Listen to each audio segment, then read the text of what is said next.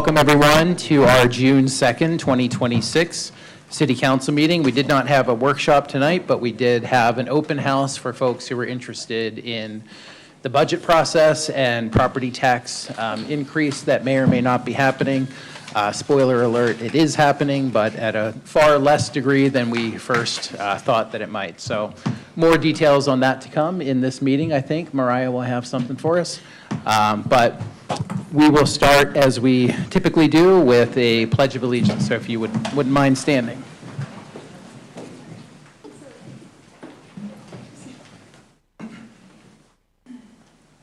I pledge allegiance to the flag of the United States of America and to the republic for which it stands, one nation, under God, indivisible, with liberty and justice for all. Thank you, everyone. Rory, will you see who is here and who might not be here? Yes. Councilmember Glover. Here. Billings. Here. Mikalash. Here. Brown. Here. And Robinson. Here. Okay, that is all of us. Before we get started, I just want to note UFA 126 Platoon B is here with us today. So if you see them leave in a hurry, it's typically because they have something very pressing to do. But we hope you can stay here for as long as you want. And we're grateful for all you do for our community. Thank you. Up first tonight is a Unified Police Department report, and here to give that, as always, Chief Morse. Chief. Hi, Council. Hi, Mayor. Thank you for having me here. So the month of May was a busy month for us. May typically hosts the Law Enforcement Week. It's a nationwide event that they commemorate law enforcement and what law enforcement does. So UPD had a ceremony highlighting the sacrifice of Officer Doug Barney, commemorating his loss, and the only UPD officer that we've lost in the line of duty. We also participated in the statewide ceremony where additional officers, unfortunately, were added to the Wall of Honor. The Sorensen Legacy Center has an art contest we participate in every year where kids all the way from elementary to high school age, they come up with an art project, whatever forum they like.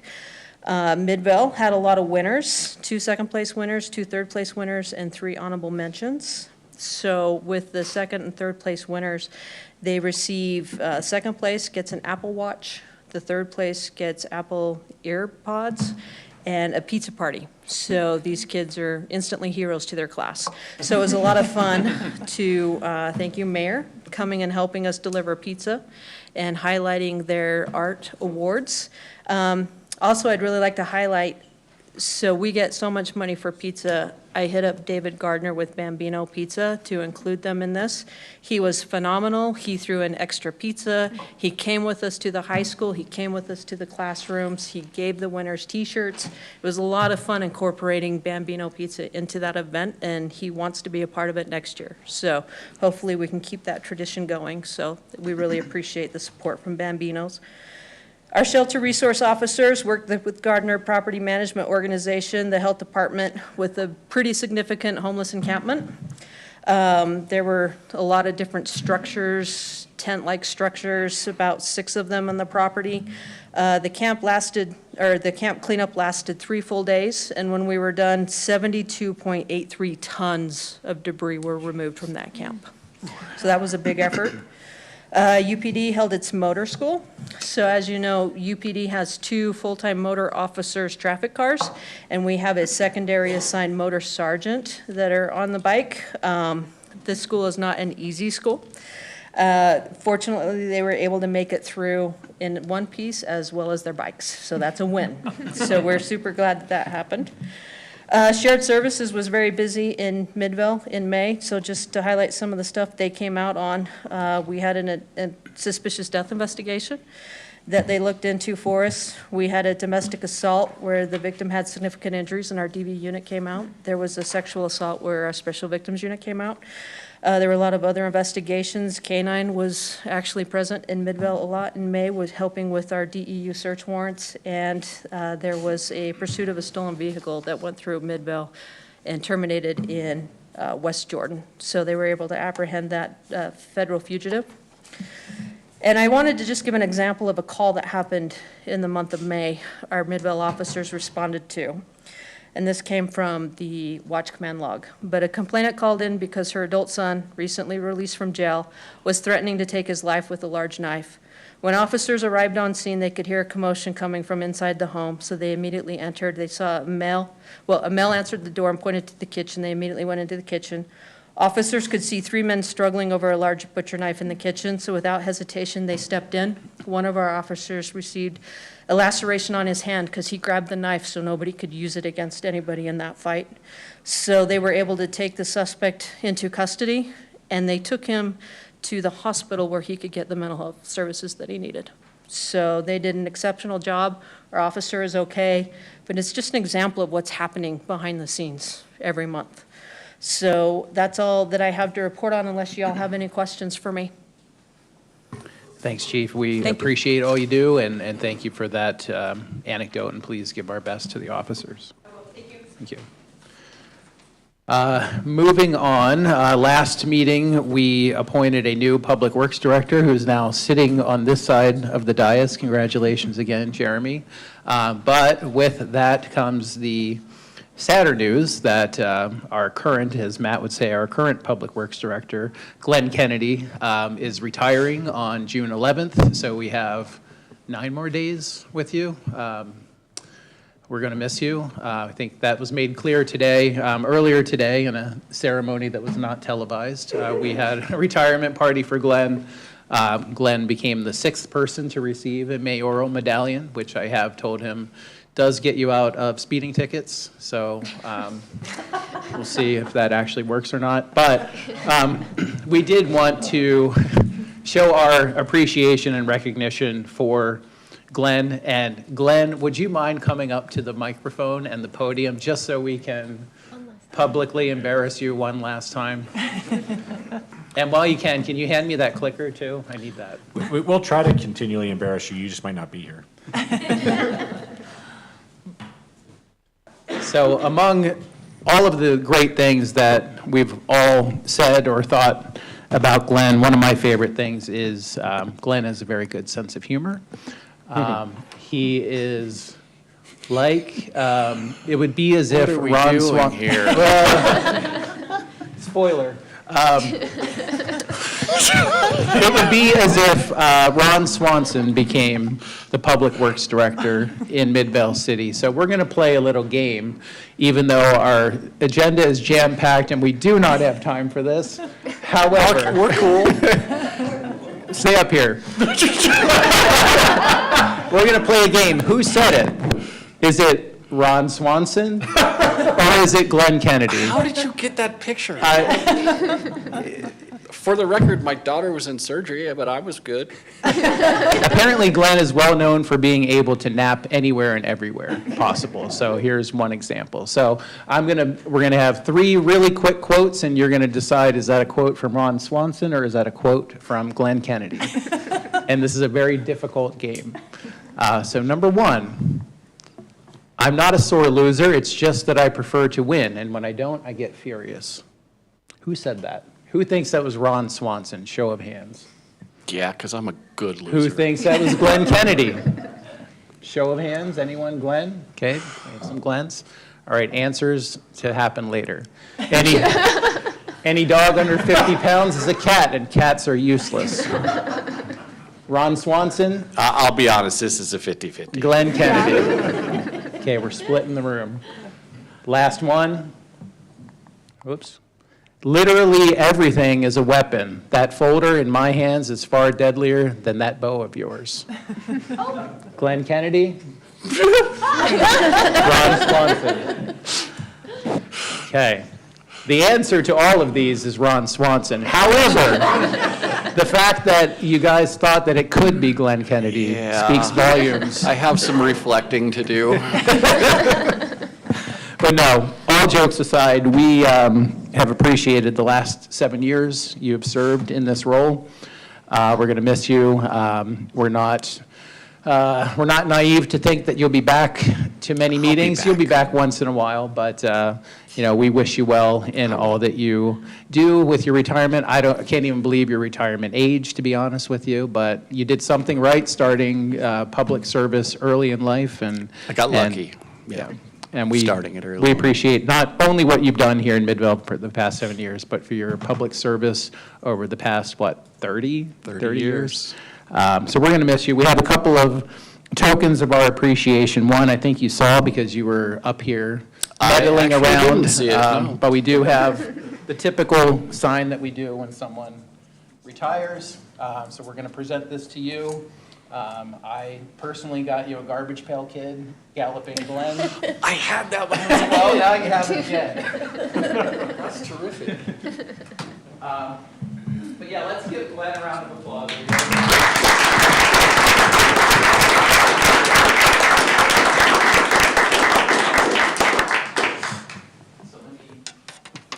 Glenn, I know you're a man of few words, but yes, give us a few words. No, thanks for the opportunity. It has been a pleasure. It's been not quite 8 years. It's been every emotion. Early on, I recall conversations between Matt and I, and our goal was to leave it better than we found it. I hope that I did that. I do know that the city and Public Works is in very good hands, and I'm excited to see them take the next level. Again, thank you. It's been a pleasure. Been an honor to work with you all. Thank you, Glenn. Thank you. We do want to get a picture with Glenn and the council if, and anyone else who wants to be in it. We're going to do that. We'll be back briefly in about 1.5 minutes. Bring the sign. Yes, bring the sign.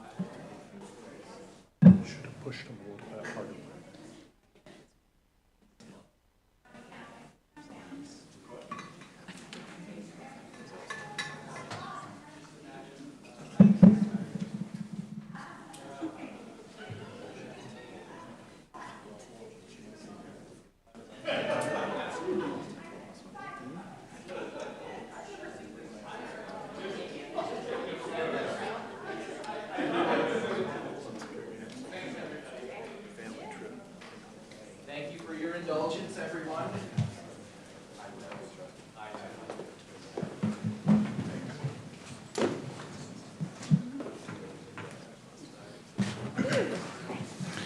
Okay, moving on the agenda. We have a proclamation declaring June 2026 as LGBTQ Pride Month in Utah. I know I share this fact every year, and it always surprises folks, but Midvale City is number 7 on the list of most LGBTQ-friendly cities in the state of Utah, which we're just slightly below Salt Lake City. But we have LGBTQ folks who work in every industry here in Midvale City. We have LGBTQ folks in every neighborhood. So we, every year, make it a priority to declare June 2026 as LGBTQ plus Pride Month. So, whereas the June 1969 events at the Stonewall Inn in New York City marked a pivotal moment in the modern movement for the rights of lesbian, gay, bisexual, transgender, queer, and other identities individuals, and whereas on June 11th, 1999, President William J. Clinton issued a proclamation designating June as Gay and Lesbian Pride Month, and in June 2009, President Barack Obama expanded the recognition to include lesbian, gay, bisexual, and transgender Pride Month.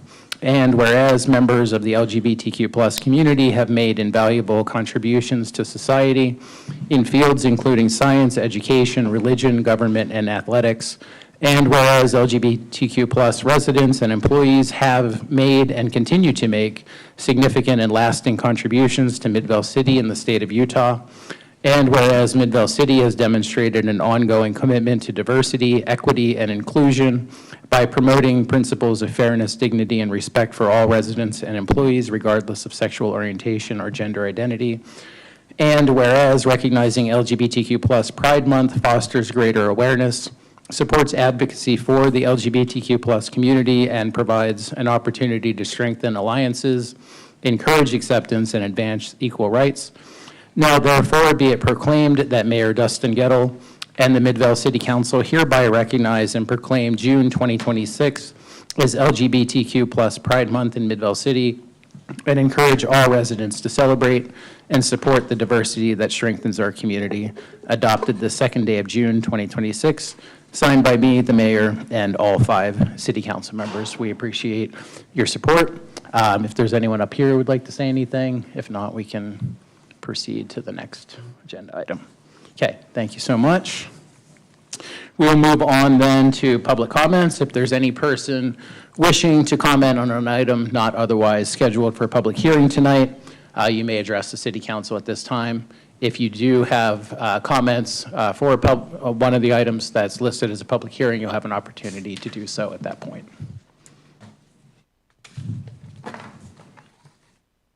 And then just state your name for the record. Hello, and thank you for your time. My name is April Thompson, and I am a resident of Midvale. On April 7th, I made a public comment explaining why joining the Utah Renewable Communities would benefit our community. On May 19th, I made a short comment asking you to vote yes when the time came. Today, on the day of the vote, I want to tell you why I want you to say yes. I have deep roots here in Midvale. My grandfather was born in his grandmother's house on the land that is now the Golden Corral on 7th East and 72nd South. Jordan School District bought his father's farm to build Hillcrest High School, my alma mater. Being a farmer, my great-grandfather paid attention to the weather. He used to say that if there was still snow in Bell Canyon on the 4th of July, we would have enough water for the rest of the year. That has been on my mind a lot lately, as you can imagine. The world is changing around us. The lake is getting lower, releasing toxic dust that we are breathing in daily. Temperatures are getting higher, worsening storms and causing untold suffering. We know that this is human-caused. We know that we need to take drastic steps to reverse the damage that we are causing through our use of fossil fuels. I am worried for my home. I am worried I am going to have to leave because of what we are doing here. And I do not want to leave, so please vote yes for the Utah Renewables Communities. It is not enough. Alone, it is not enough, but it is something. And with enough somethings, I won't have to leave this place that I love. Thank you for your time. Thank you, April. Is there anyone else who would like to give public comment? Going once? Okay, we will move on then to council reports, and we'll start as we normally do in District 1, Councilmember Bonnie Billings. Thank you, Mayor. I just wanted to congratulate Glenn once more on his retirement. It's really exciting. I've told him all day today how jealous I am of him. And I do remember the first kind of big thing I did with the city when I was sworn in was go on a tour with Glenn to look at all the public works stuff here in Midvale, and it was really one of my favorite things I've done in this job. So thank you for that. Congratulations, and I hope you love retirement. I also just wanted to wish everybody a happy Pride Month. I am grateful to be part of a city council that recognizes everyone in the community. Okay, thank you, Councilmember Billings. When you mentioned Glenn's name, my head instinctively went over there. It's like, oh yeah, I need to fix that. But thank you, Councilmember. Moving on, District 2, Councilmember Paul Glover. I'd also like to thank Glenn personally and also for all that you've done to help Midvale City. You've been a good friend and always got back with me when something needed to be done. So thank you very much. Hope you have a wonderful retirement. The other thing I would like to thank is the plaza that we have out there we used tonight, and food trucks. What a nice plaza. What a nice place that we can use for food trucks, but we can use for a lot of other things too. We were talking tonight about maybe having one of the block parties in that plaza, possibly to get people involved that are up east, and also all the apartments that we've got coming in down here. Might be a fun thing to do. That's all, Mayor. Okay, thank you, Councilmember Glover. District 3, Councilmember Heidi Robinson. Thanks, Mayor. First off, happy Pride. And then secondly, I too want to thank Glenn. It's really hard stepping into this because there is no training for elected officials. And you have people like Glenn that go out of their way to not only advocate for what the city does, but also educate us a little bit more. I had no idea how much Public Works handles, and you went out of your way to make sure that I had a good grasp on the understanding, and you continue to do that. So I just wanted to thank you for that. It was such a huge comfort coming into this, having somebody that I felt like wanted to take the time to teach me. Jeremy, luckily, we're all here right now, so you don't have to do teaching for a while, but I look forward to getting to know you as well, and congratulations. Thank you, Mayor. Okay, thank you, Councilmember. District 4, Councilmember Bryant Brown. Yeah, I would also like the theme to thank Glenn for his hard work. Since he's done with the mic, I can say that he never once beat me in fantasy football. No one fact check that because it's probably 100% wrong, but no one can say otherwise now that he's retired. Yeah, he's a good loser.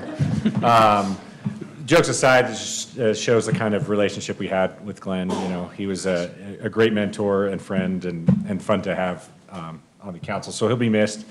Jeremy will never beat me in fantasy football either. I'm deciding that now. And then second, and I always seem to get allergic to the mic, so I'll be short. I just want to say I'm very grateful that we are a city that has enough guts to continually show our dedication to the LGBTQ community. I don't know if we do enough, but at least we're trying. And I just always want them to know they're welcome here, and they have a place in Midvale. That's all. Okay, thank you, Councilmember Brown. District 5, Councilmember Denise Mikalash. I also want to say to Glenn, I thought I was special and the only one that went on the tour with you. Now that Bonnie went on one, I don't know how I feel about this. No, I agree with Bonnie. Like, that was so informative. Your whole entire staff, your team. It was great to meet with them, walk through. The education I got out of that was amazing. So just the fact that you took that proves what a strong leader you were and how much you're going to be missed. But I know Jeremy and team will take that on and take the vision on, so appreciate everything you do. Summer of Fun in Midvale. We have the Mural Festival coming up, volunteer. We've got the Truck Plaza, as Paul was talking about. We also have a new grand opening on Saturday for a clay and creative. So lots going on, lots of reasons to spend time in Midvale. And you can also kick off Pride Month at the Pride Festival this Sunday. So I agree. I'm very proud to represent a city that supports all communities. So thank you. Okay, thank you, Councilmember Mikalash. For my report, Glenn, we are absolutely going to miss you, and we have said a lot about you today. I did want to let everyone know Glenn had a retirement party today that was very well attended, and you can just tell that so many people appreciate all that you've done over the years. I want to tell very quickly one of my favorite Glenn Kennedy stories. Around COVID times, I decided that I wasn't going to be a vegetarian anymore. Because why? Why would I limit myself to that with a global pandemic happening? So I was determined that year to go to a steakhouse and find the best steak that I could to end my vegetarian streak. And there was only one person who came to mind who I should ask where I should procure this steak, and it was Glenn Kennedy, and he wasn't wrong, and I thank you for that.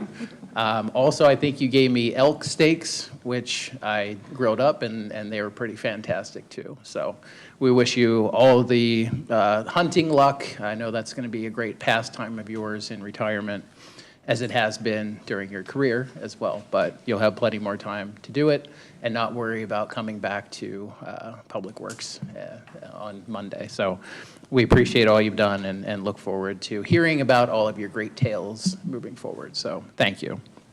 I do want to say, as everyone else has, it is very, it's one of those things for me, I don't talk about it much, but there are two openly LGBTQ mayors in the state of Utah. I happen to be one of them. So to have the support from the council and from city staff and every department, as I said, in Midvale City has always meant so much to me personally. So I do want to echo what Councilmember Mikuláš said. There are plenty of fun activities happening this entire month if you're so inclined to attend them. And I think at some point we might think about doing something in Midvale so that people don't have to just go to Salt Lake City for some of these events. But something to think about in the future. For one last thing I wanted to mention, if I hadn't mentioned it to the council, I forget if I did, but I talked about the fact that there are 4 mayors who get to be on the Recreation Bond Committee. I was lucky enough to be elected by our fellow mayors to that board, so I'm looking forward to serving on that board for the next 6 weeks. First meeting is Friday morning at 9 a.m., so I'm hoping to advocate as strongly as I can for Midvale City on the board and hopefully getting a rec center or some sort of funding from the county. So that's it for me. We'll move on then to city manager report and city manager Matt Dahl. Sure. I'm not going to say anything about Glenn because he has pushed me too far. So I'm going to start off with, in several meetings we have had discussions about the drought surcharge. We had a public hearing at the last meeting, surcharge on the water rates. And then we've put out different forms of communication to inform the residents of the change.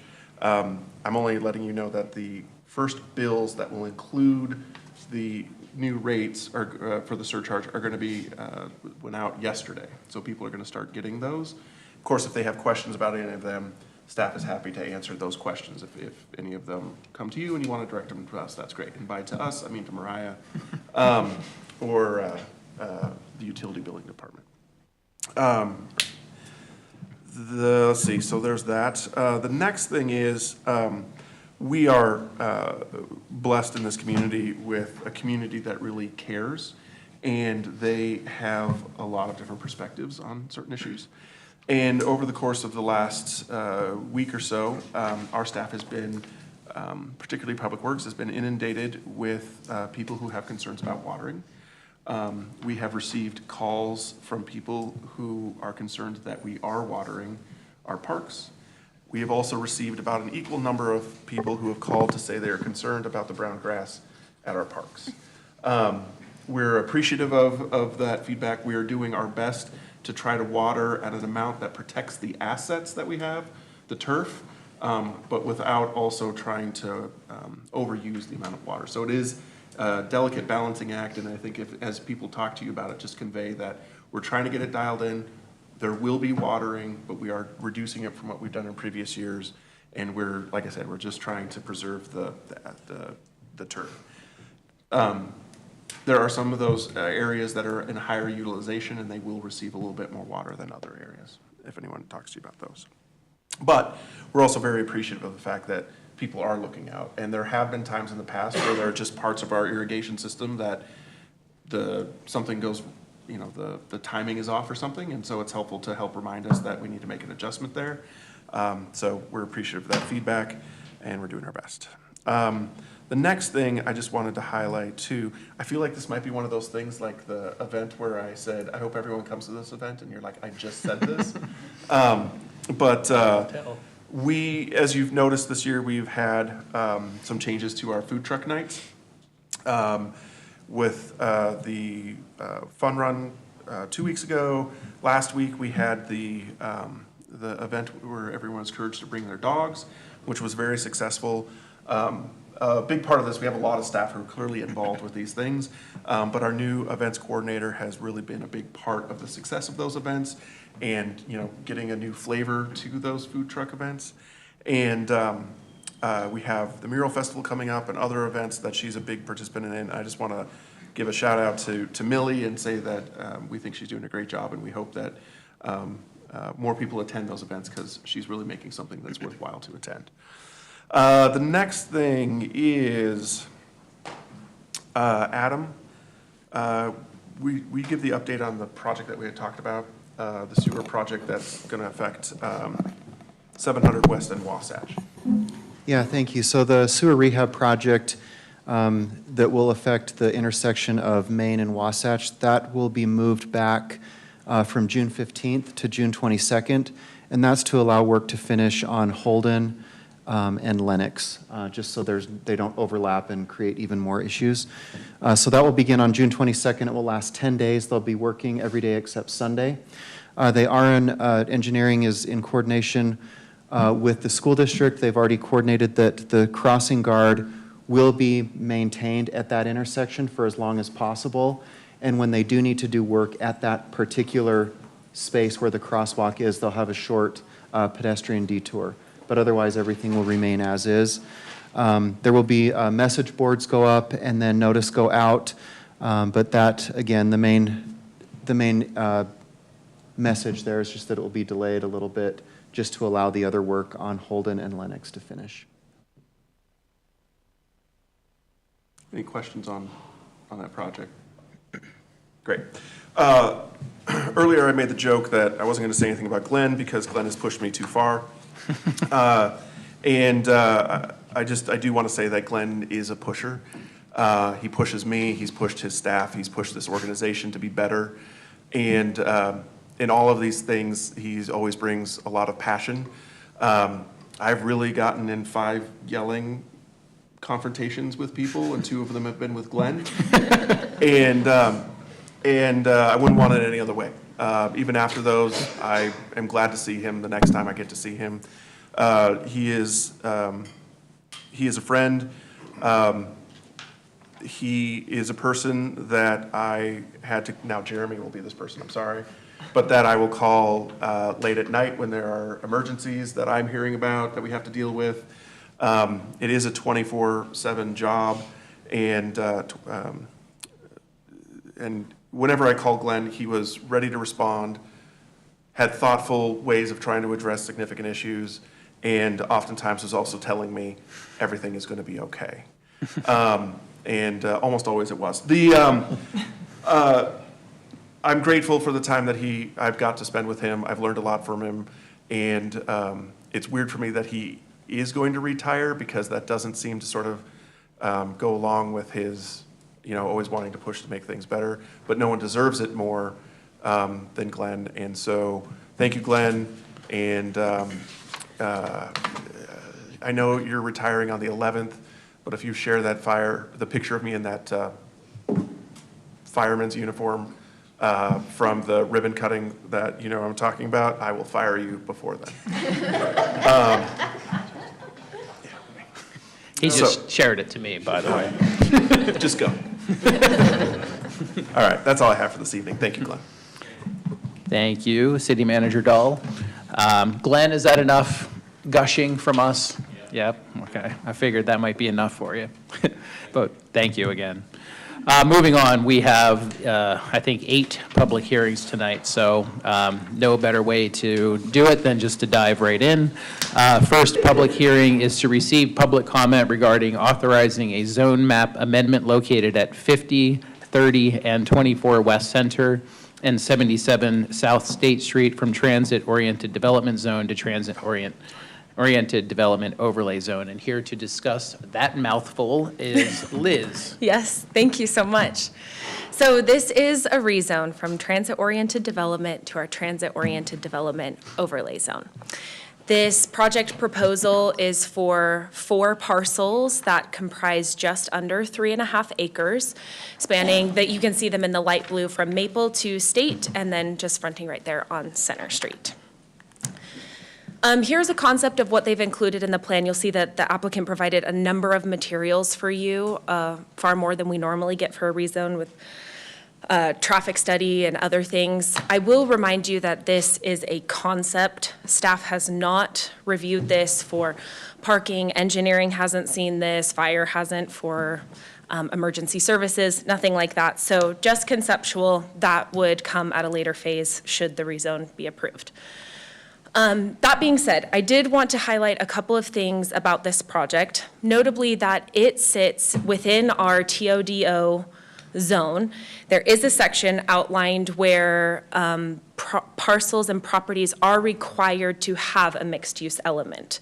So for anywhere else that gets rezoned or is in the TOD-O zone, it is an optional incentive that they can do. They can include mixed use and get some other incentives in the zone. This one requires that 65% of the street-facing building facade is retail or restaurant use. So that is something that if this area was rezoned, that would apply here. I should also note that because they sit in the mixed use requirement area, they do automatically, what's the word I'm looking for? They automatically get the incentives that are talked about in the TOD. So no maximum density and then a much higher height limit. So this is a concept site plan that they've shown, 2 buildings with some retail space on the bottom. Again, you'll see they've outlined like some commercial and amenity space. As you see it, would not be approved in our code today, so there is some work to be done. Again, just an idea for you to see something that could be. Some concept floor plans for you. This is our rezone criteria from the code. So the council has to find that a proposal for a rezone does meet one of these criteria. We have found in our analysis that the project meets criteria number 1 about promoting the objectives of the general plan, and then also criteria number 3, that the surrounding area has had some incremental redevelopment and increased intensity of land uses, and there's been a general shift towards higher density and mixed use. And I'll get into the criteria number 1 on this next slide. So the general plan does outline that this property sits in the Middle State Street Opportunity Area and lists 8 different goals for that zone. In our analysis, we found that this complies with 4 of them. It facilitates higher density and mixed use development. It leverages the site's proximity to the Center Street track station. It is concentrated right by a development node that is called out in that section, and then also redevelop some underutilized properties into some mixed-use residential. So I have included a motion to approve the ordinance, recognizing that the council has frequently utilized development agreements on other projects. So I've also included a motion to table pending the negotiation and preparation of a development agreement should you decide to go that route. And the applicant is here if you have any questions. Okay, thank you, Liz. Thank Any you. questions for Liz? Okay, would the applicant like to come up and address council? And just state your name for the record.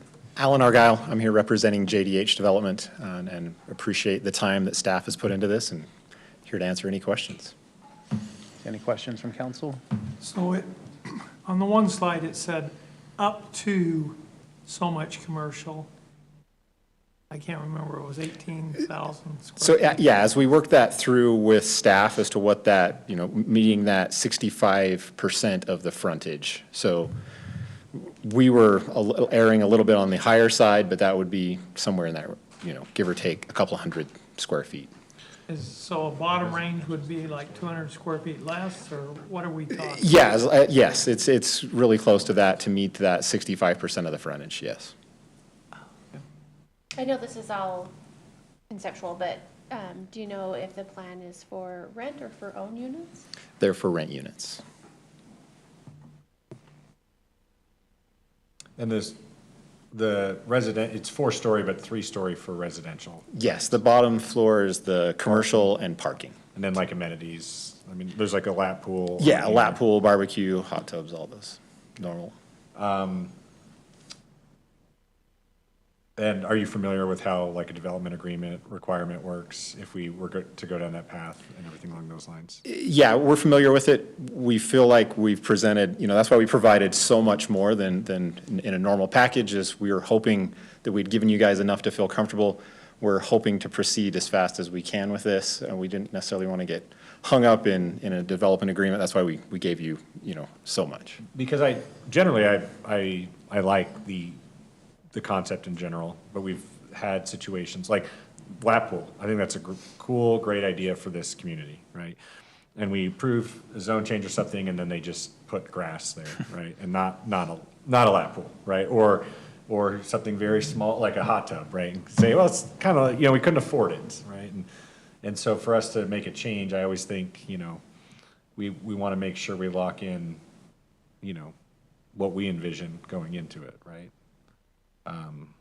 This zone requires the 65%, or 65% though, right? So regardless of the development agreement, they have to have, because that's also the other thing that we've been burned with is,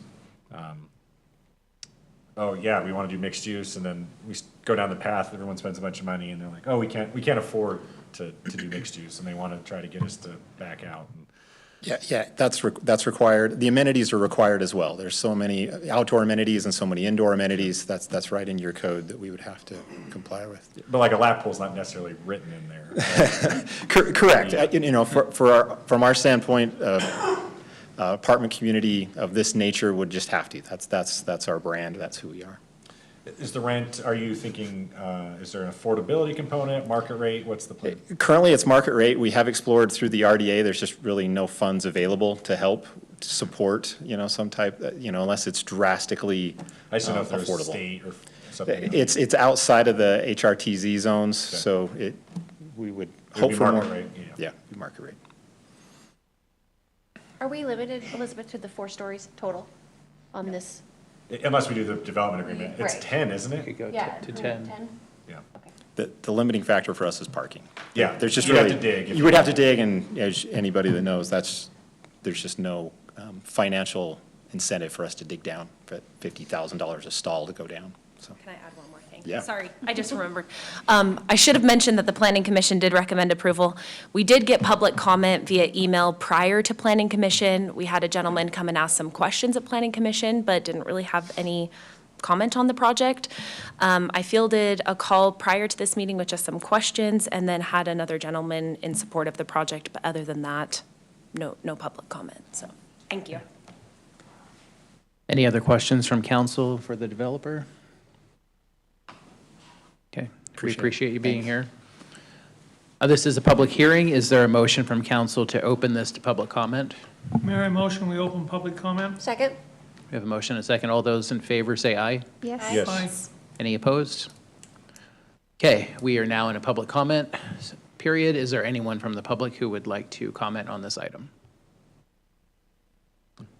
Not seeing any. Is there a motion to close public comment? Motion to close the public comment. Second? Okay, motion and a second. All those in favor say aye. Yes. Yes. Aye. Are there any opposed? Okay, public comment is over.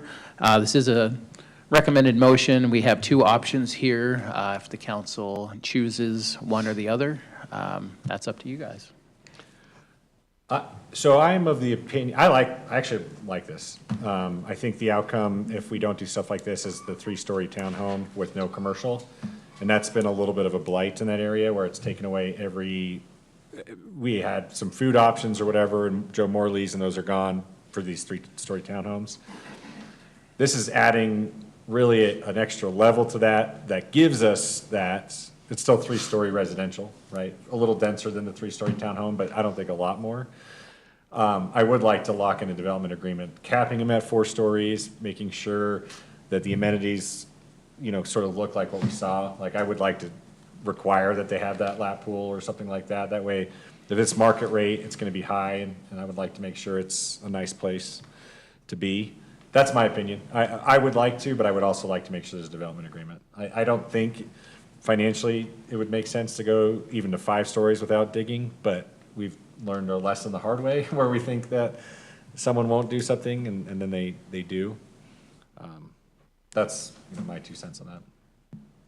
I would agree with the development agreement, just because we've been burned so many times.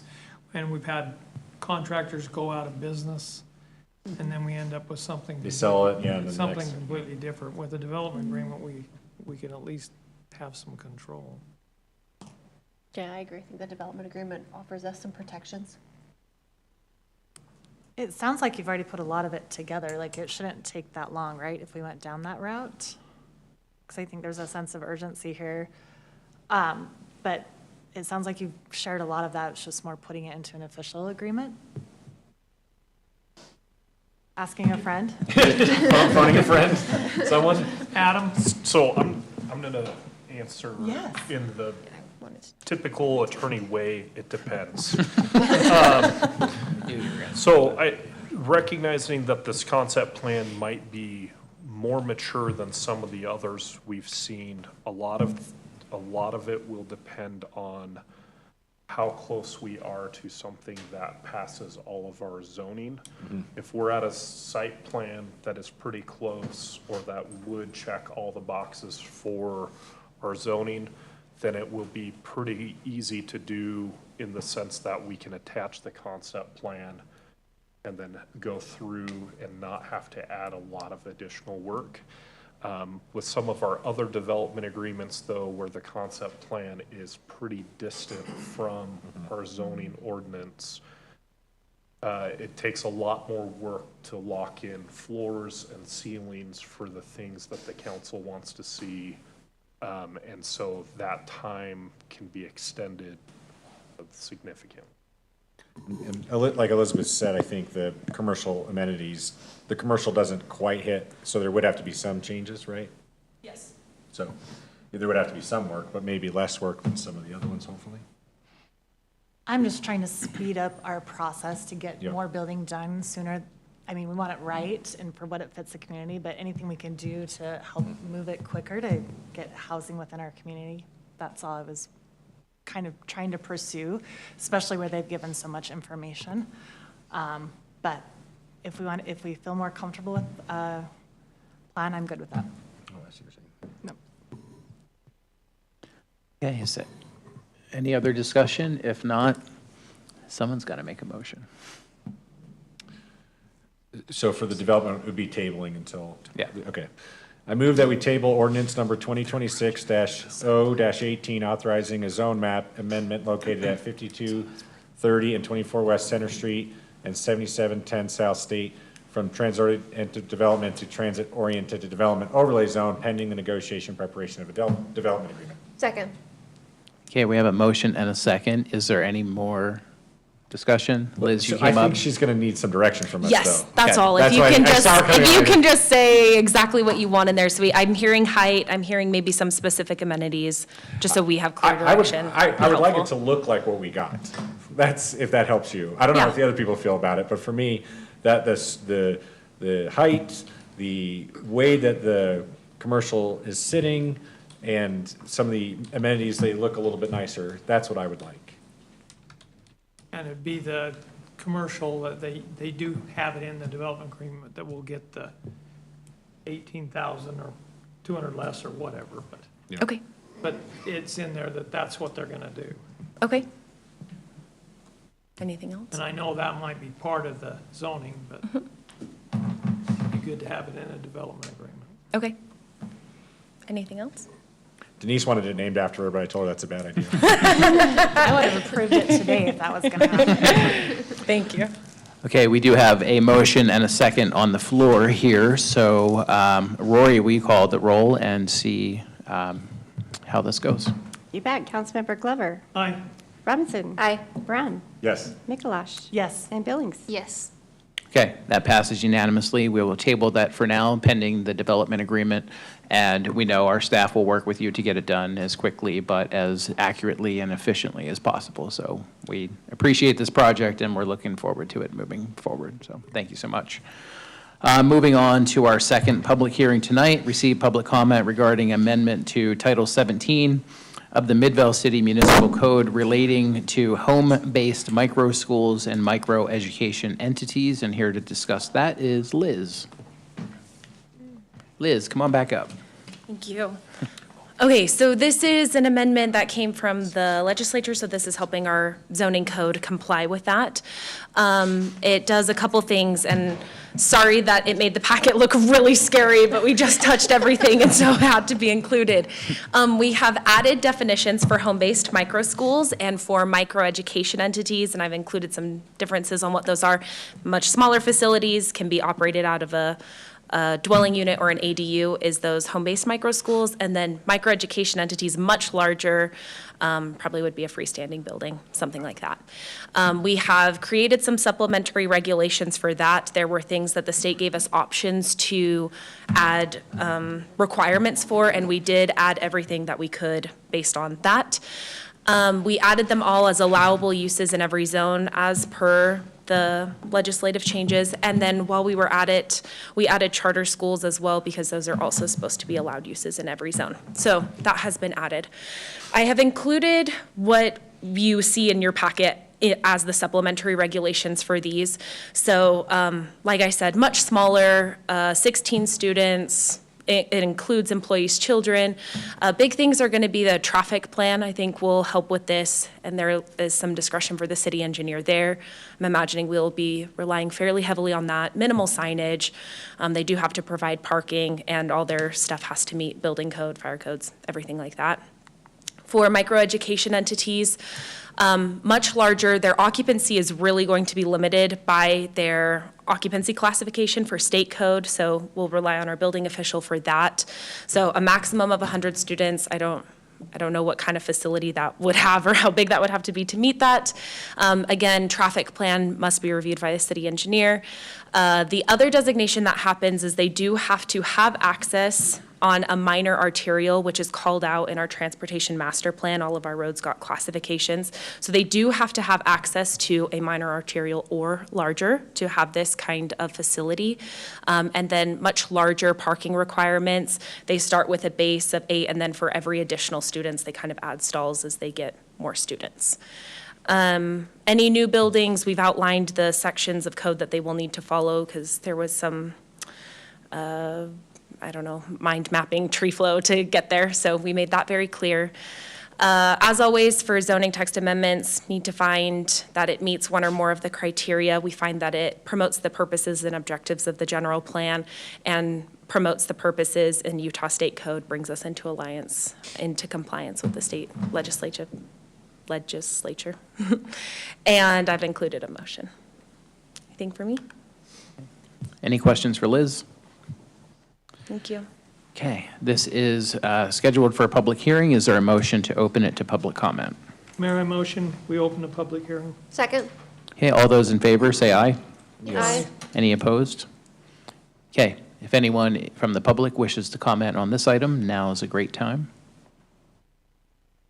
Not seeing anyone, is there a motion to close public comment? Mayor, I motion we close the public comment. Second? Okay, all those in favor, say aye. Aye. Yes. Any opposed?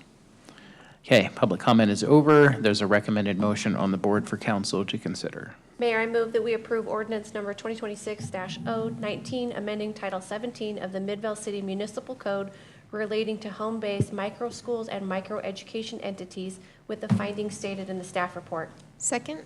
Okay, we have a motion and a second. Rory, will you call the roll? Yes. Councilmember Robinson. Aye. Brown. Yes. Mikalash. Yes. Billings. Yes. And Glover. Aye.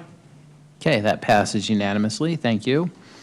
Moving on to our third public hearing of the night. Receive public comment regarding a zoning code text amendment modifying setback exceptions in various sections of Title 17 based on changes in the Utah State Code from HB 476 in the 2024 general session. Here to discuss that is Jonathan. Jonathan. Thanks, Mayor. Similar to Elizabeth's last item, this was also a state code change. So we're just modifying Title 17 to come into compliance. This is the section in the state ordinance 102623, specifically for some residential rear setback limitations that were added. There's a number of definitions that we put in to permit these.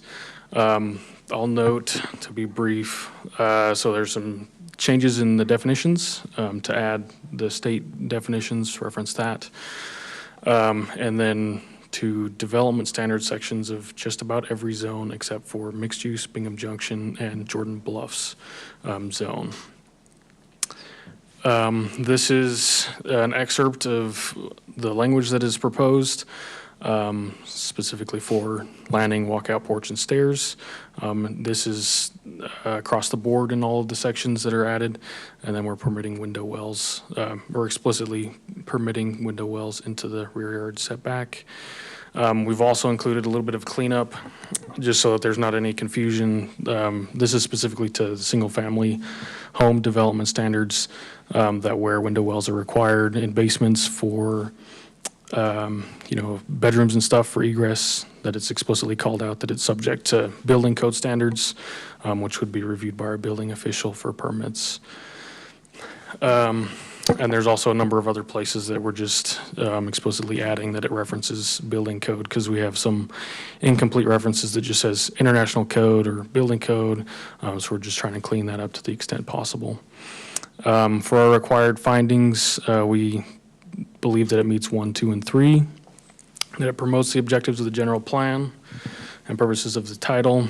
We're also, number 2, trying to come into compliance with the Utah State Code. And then we're amending language to clearly state what was intended. And here's our recommended motion. Okay, thank you, Jonathan. Any questions from council? Okay, this is also a public hearing. Is there a motion to open this to public comment?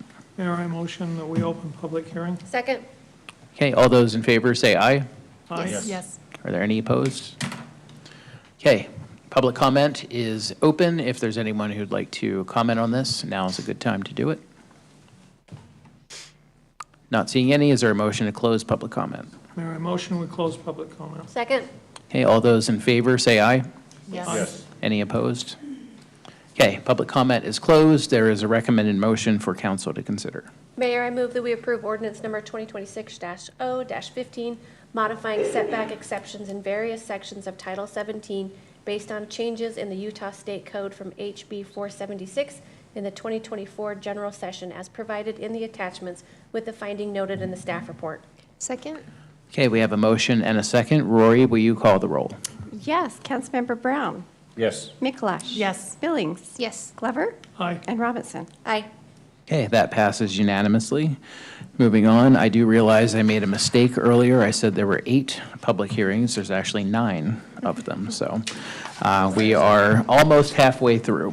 Next one, public hearing D, receive public comment regarding a zoning code amendment to table 17-7-12.10 of the regional commercial zone to increase the allowed percentage for changeable copy signs and adopt specific changeable copy sign regulations in section 17-7-12. Here to discuss this, Jonathan. Thanks, Mayor.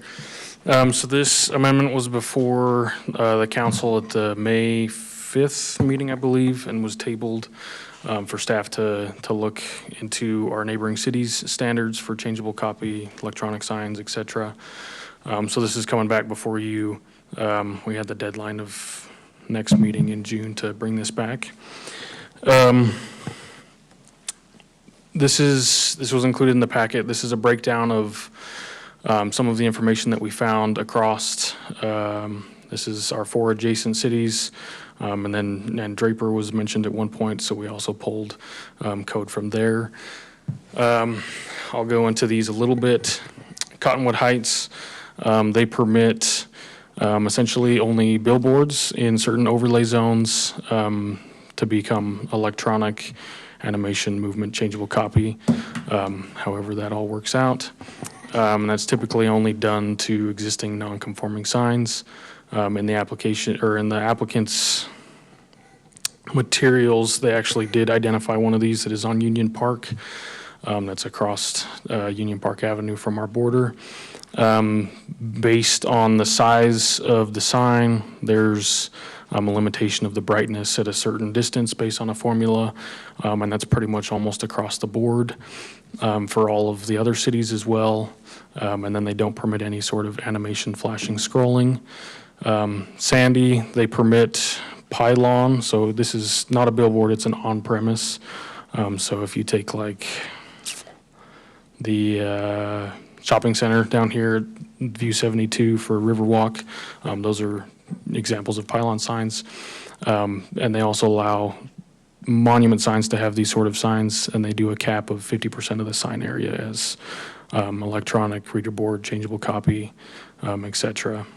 They also require a dimmer switch, which the rest of them also do as well. West Jordan has animated, changeable copy, and electronic LED signs wherever those sign types are permitted, with different percentages based on the sign type. LED being 50% of the sign area.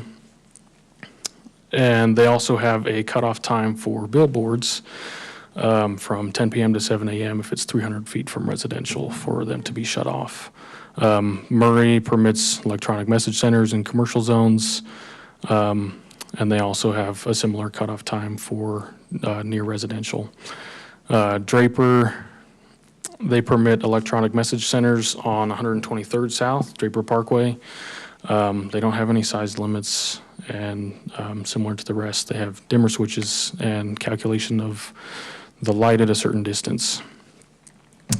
What we have brought to you today, essentially to paraphrase our neighboring cities, a proposed increase from 25% of a sign area to 50%, so doubling our current standard.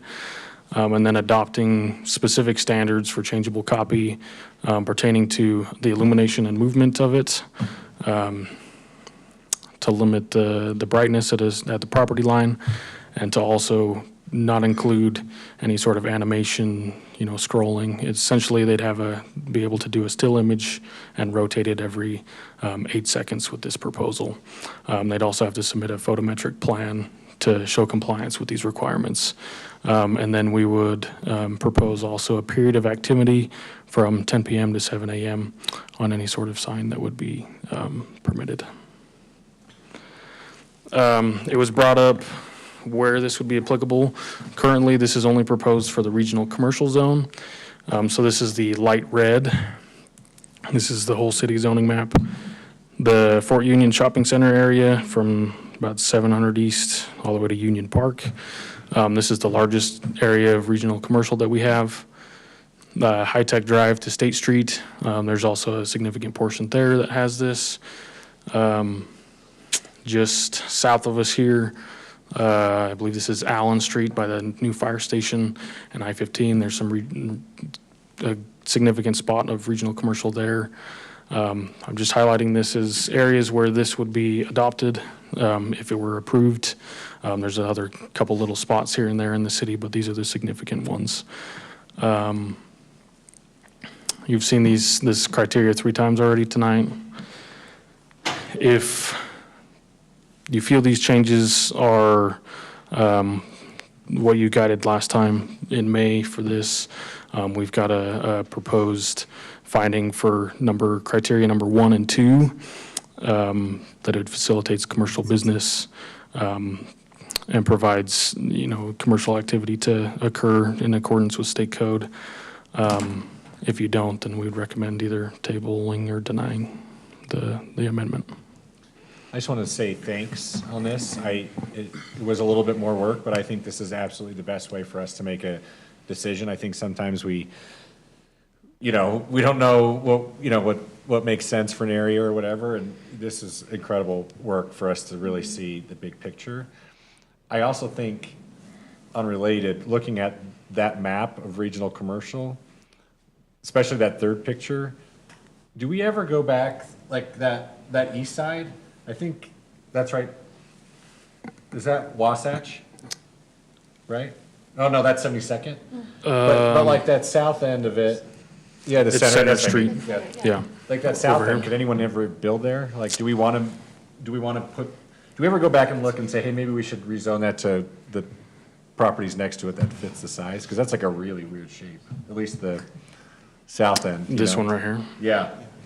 Yeah, I believe UDOT. I don't even think you could build on that, Yeah, I think UDOT owns that property So it because it doesn't even was, when the two. Never mind then. I Yeah, just saw that, I'm like, why would that be there? But that makes sense if they own it. yeah, there was an old commercial condo building that was torn down when they widened 215 a few years Got it. ago. Anyways, thank you. That's all I was gonna say. I thought that was weird, so appreciate it. Okay, any other questions for Jonathan? Just want to second the thank you for the research and insight, very helpful. Okay, and I think the original applicant is here. I don't know if you have anything you want to add? You don't have to. I would just say You co- thank you for your time. Appreciate it. For the record, he said, thank you for the time. Okay, gotcha. Officially on the record. And I did want to say very quickly, this is one of those issues, Dean reached out to me and others, and, this is a great example of reaching out to the elected leaders, the city staff who can work on these issues and work with a business owner and come up with a solution that works for everyone. And Thank you for reaching out. We never would have known about it had you not, if you just got that denial and took your sign down. But I think this is a good step forward, not just for you and your business, but for other light businesses around you. If I can just take 1 minute. Okay, and if you can just state your name for the record. Dean Cardinal, Worldwide Trekking, Midvale, Utah. I want to thank you guys for your time. I learned a lot in this process. And reaching out to my mayor was part of that process, learning how to talk to our elected official and learn the ins and outs, as well the planning department.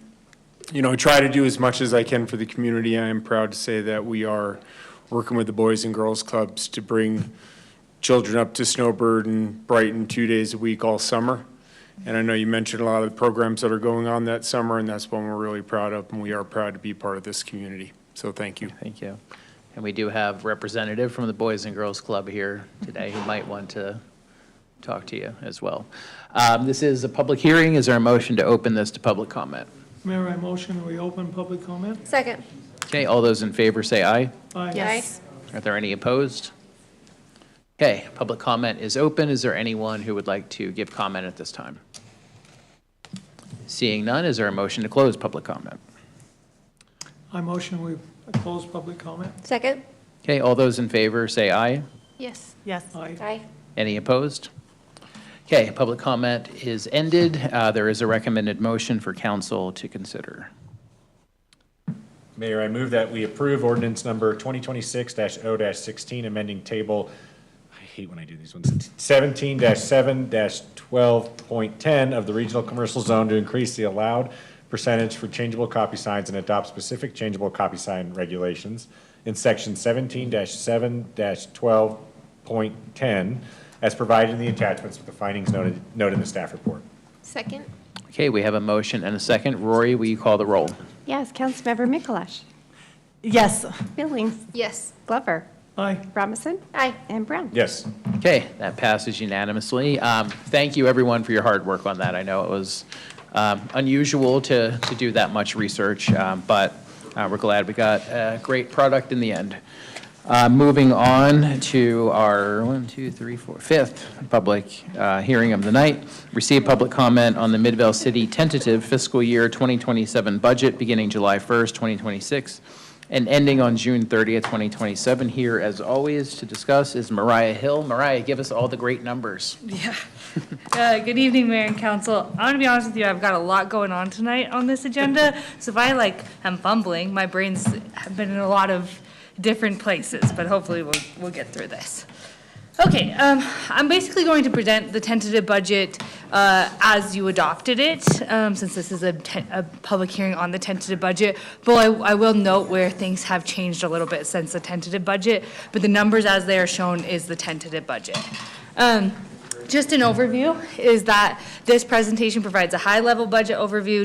Detailed line item information is available on our website and was included in the meeting packet. The budget represents the tentative budget represents the city's initial estimates and revenues and expenditures for each fund, and all departments are organized within those funds. The tentative budget is a working document, and as I said, changes have already occurred, and I will note those where I can. It was prepared by the finance department and the city manager, and is formally presented by the city's budget officer, which is our city manager. This budget reflects an effort to maintain current service levels while addressing rising costs and identifying reductions where feasible in uncertain economic environment. And the adoption of the tentative budget, which you did at our first meeting in May, is required by law, and that marked the official beginning of the process. Now we're kind of in the middle. And then the tentative budget includes a proposed public safety property tax increase, as we've discussed. And just to note that I usually present this as year-to-year comparisons, but because some structural and accounting changes that we made, some of those, that's not really doing apples to apples this year, and so that's not the way that this is presented as it usually has been. Just a note on our timeline. We had a budget and strategy workshop April 3rd. I always like to show this just so that people can note that this is not something that just came to be this meeting or whatever, right? And even, I should say, when did finance department start working on this? End of January. So this is a big document that takes a lot of time and effort, but we first presented a version of it or ideas in it to you guys on April 3rd. You guys adopted the tentative budget on May 5th. We're holding our tentative budget public hearing today. And then a bit of a change with the public safety property tax increase is that next meeting, you'll adopt an interim budget and then a certified tax rate for the Midvale City portion of property taxes, and then a proposed public safety property tax increase for the public safety fund, and that will push us into the truth in taxation, which I'll talk a little bit more about later, and then we'll have our truth in taxation public hearing and adoption of the final budget on August 11th. For the general fund, our total revenues are just below $24 million. Like I said, this is a decrease of 20% from last year. One of the major structural changes is that we are receding our homeless mitigation funding directly into the public safety fund that funds our police, and so that made a big shift in the general fund. Our taxes are about $18.4 million, licenses and permits $870,000, our intergovernmental revenues $1.4 million, charges for services $2.3 million, fines and forfeitures $660,000, miscellaneous revenue and use of fund balance about $250,000.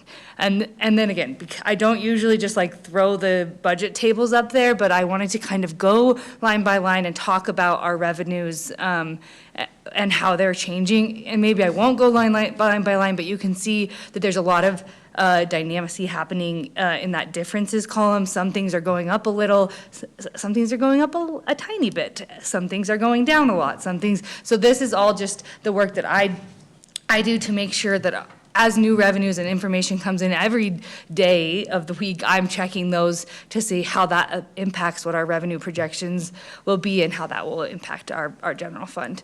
A breakdown of the percentage of our tax revenues. Just always love to point out that our property taxes are just a really small piece of our pie, and this is just the tax revenues as we collect them, not all the general fund sources, but our property taxes in Midvale are pretty small compared specifically to our sales tax. And then to talk about sales tax specifically, the pie on the left is the total amount that is you pay when you buy something in Midvale City, 7.45%.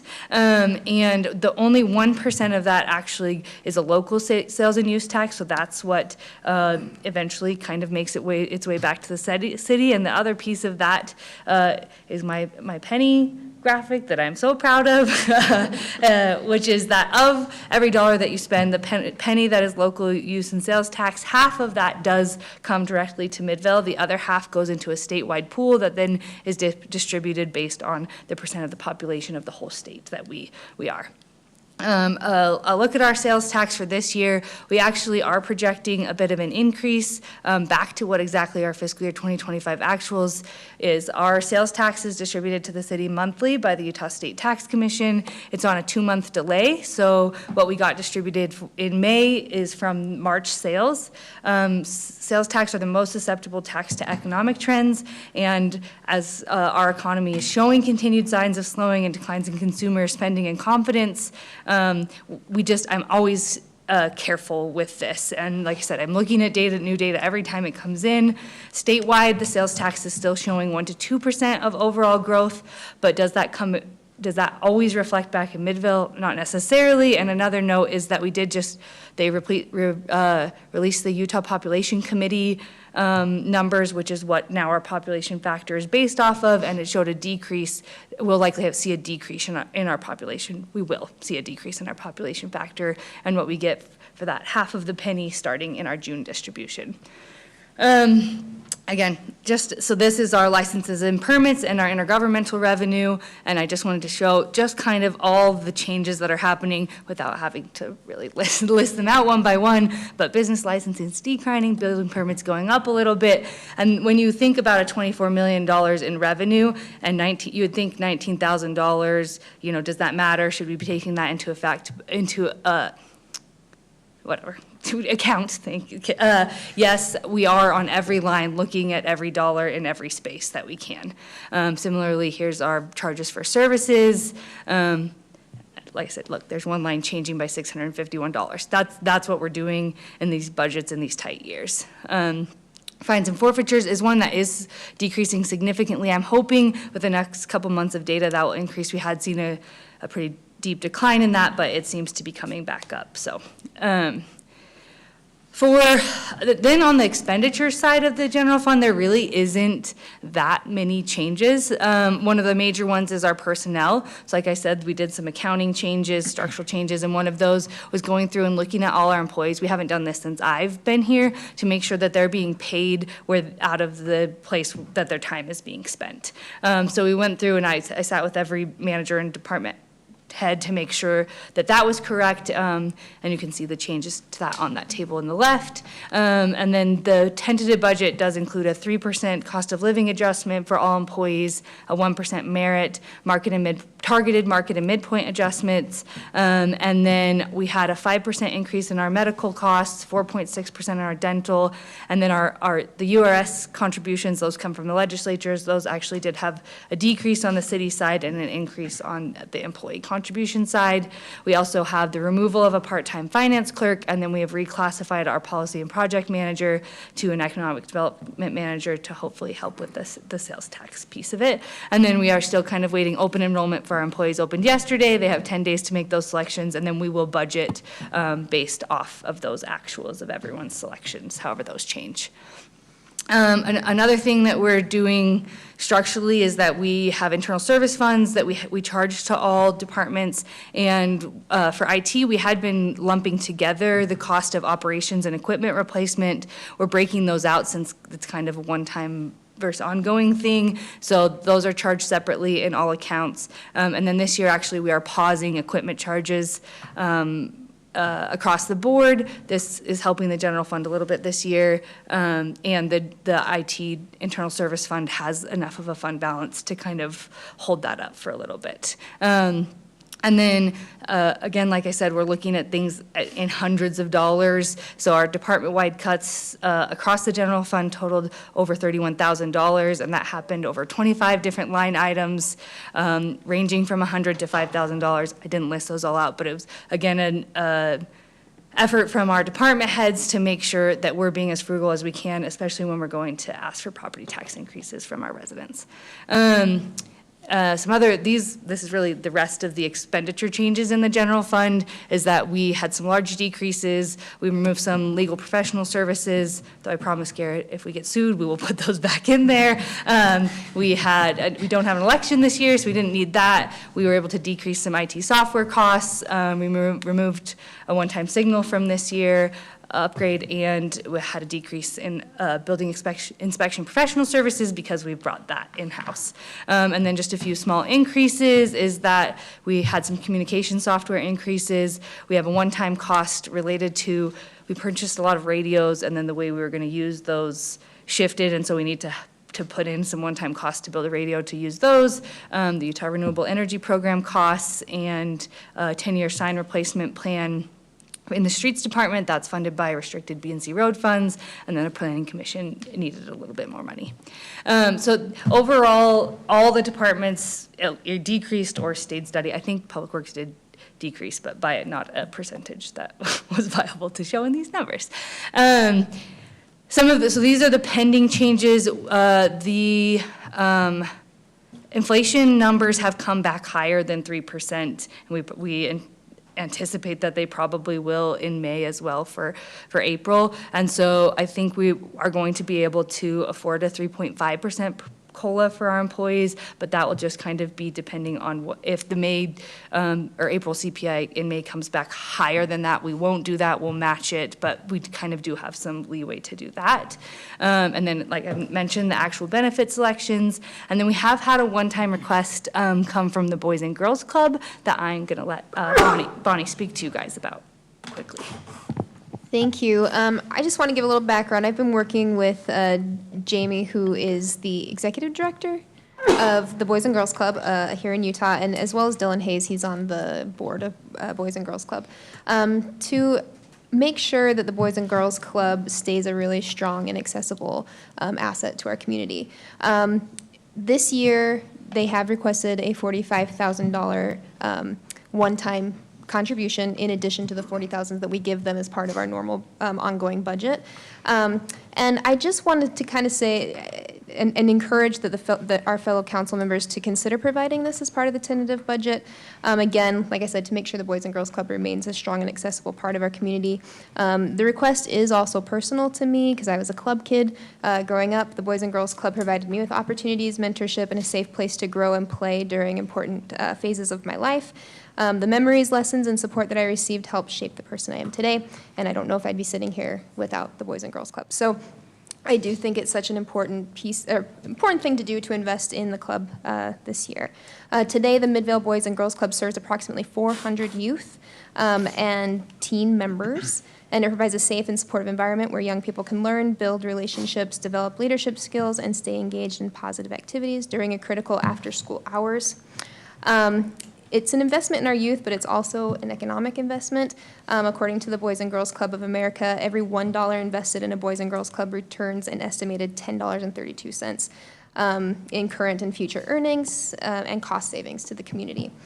So I really want to encourage the board to consider this one-time request for this fiscal year and add that to our tentative budget as we move forward. Do we know what the additional money is for? Do you want to? Yeah. Yes. And then if you can just state your name for the record. Yeah, absolutely. I'm Jamie Dunn. I'm acting CEO for the Boys and Girls Clubs of Greater Salt Lake.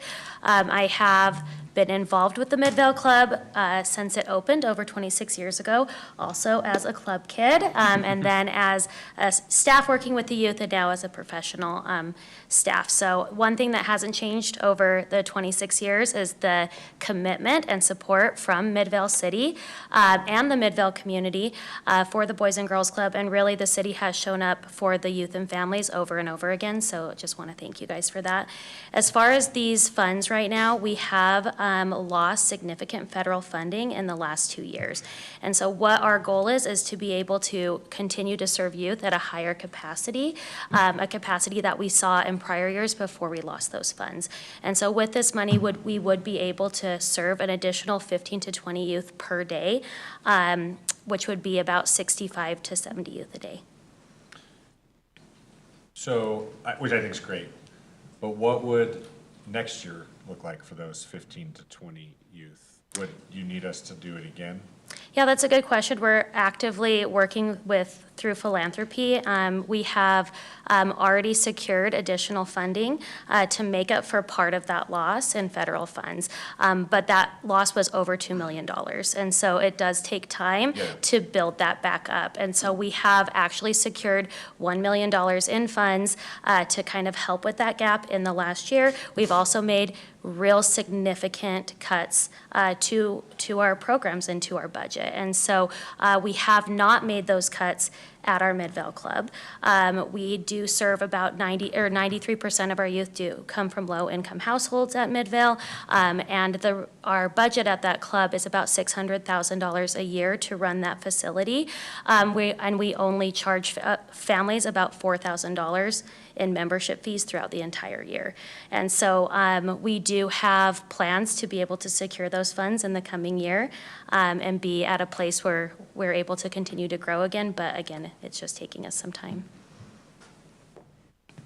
I think it might be worth noting too that you, because of all these budget cuts, you've had to close one, Yes. or was it one or two? We've closed 2 locations, one in Poplar Grove area downtown, and then one in Carbon County in Price, Utah. Mm-hmm. That's too bad, and I think the unfortunate thing is we could see this coming, right? We see a drastic cut from the federal government based on a certain administration's plans. We will not see it cut in our taxes. And in fact, now we're going to see an increase in local governments to cover the cost because these things are very much needed.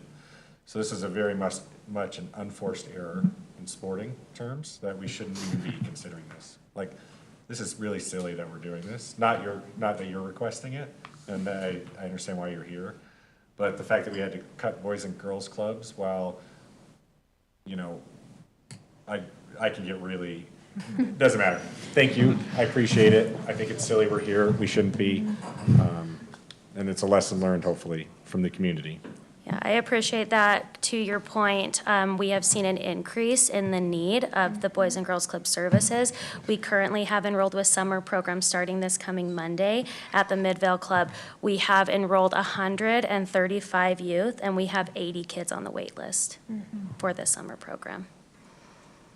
I know it would be absolutely catastrophic if the Midvale Club were to close, and anything we can do to prevent that from happening. I know in the time that I've spent there, I'm just always inspired by the youth who are there, also your staff who are, angels sent from somewhere, because, just the stuff that they do with the kids is inspiring as well. As Councilmember Billings mentioned, the economic benefit, which is not something, I think the personal benefit to the kids and the staff is what we should focus on. But there is an economic benefit to having our families here in Utah, or here in Midvale, who they wouldn't be able to work otherwise. If kids weren't able to go somewhere after school, they'd have to be home for them. And, providing that economic benefit, not just to Midvale City, but to those families who now have additional income because they can send their kids to great programming after school at the Boys and Girls Club, I think is invaluable to the community. Thank you. Any other questions I can answer? So just generally, this isn't a specific vote on. Thanks, Mayor. I was like, this isn't a specific vote. It's more of a, are you guys good with us keeping it in for the next bite at this budget apple? Sure, we'll go with that. But anyway, so just to clarify, it's sort of more of a straw poll than it is a vote on the specific request. The only thing I'd like to see is, if you put it in, what it does to our percentage of what we're getting tax increase would be. Okay. I mean, the short answer is this is one-time money and it wouldn't have an effect. This would come out of. Yeah, so this will come out of our fund balance. It will not have any impact on the property tax increase. And because of that, very much is a one-time request. They have submitted us a formal request. And so I would have no intention of including it ongoing as we do their initial $40,000 that we give each year. Okay, thank you. Okay. Yes, include. Does anyone want another Grateful bite for at the their budget services. apple? Cover it. Bite at the budget. Absolutely. I'll keep going then. All right, we have a debt service fund. Total budget for that is just about $1.8 million. This just exists. It's money coming from different places to help pay our debt service. So that's pretty straightforward. For our capital projects fund, we have a budget of $1.5 million. This is, the capital projects fund always begins kind of small, but we carry over projects when we do budget amendments. So this is just kind of, we always have sidewalk, curb and gutter replacement and pavement management funds from some specific sales tax. We do have a new project which we'll just use fund balance in the capital projects fund for, which is to put new restrooms in the Midvale City Park.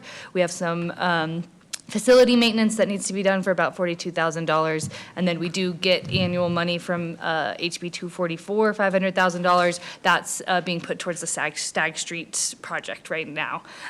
So this is, as it will stand in the budget, but it will be amended to carry forward other projects that are continuing from this fiscal year.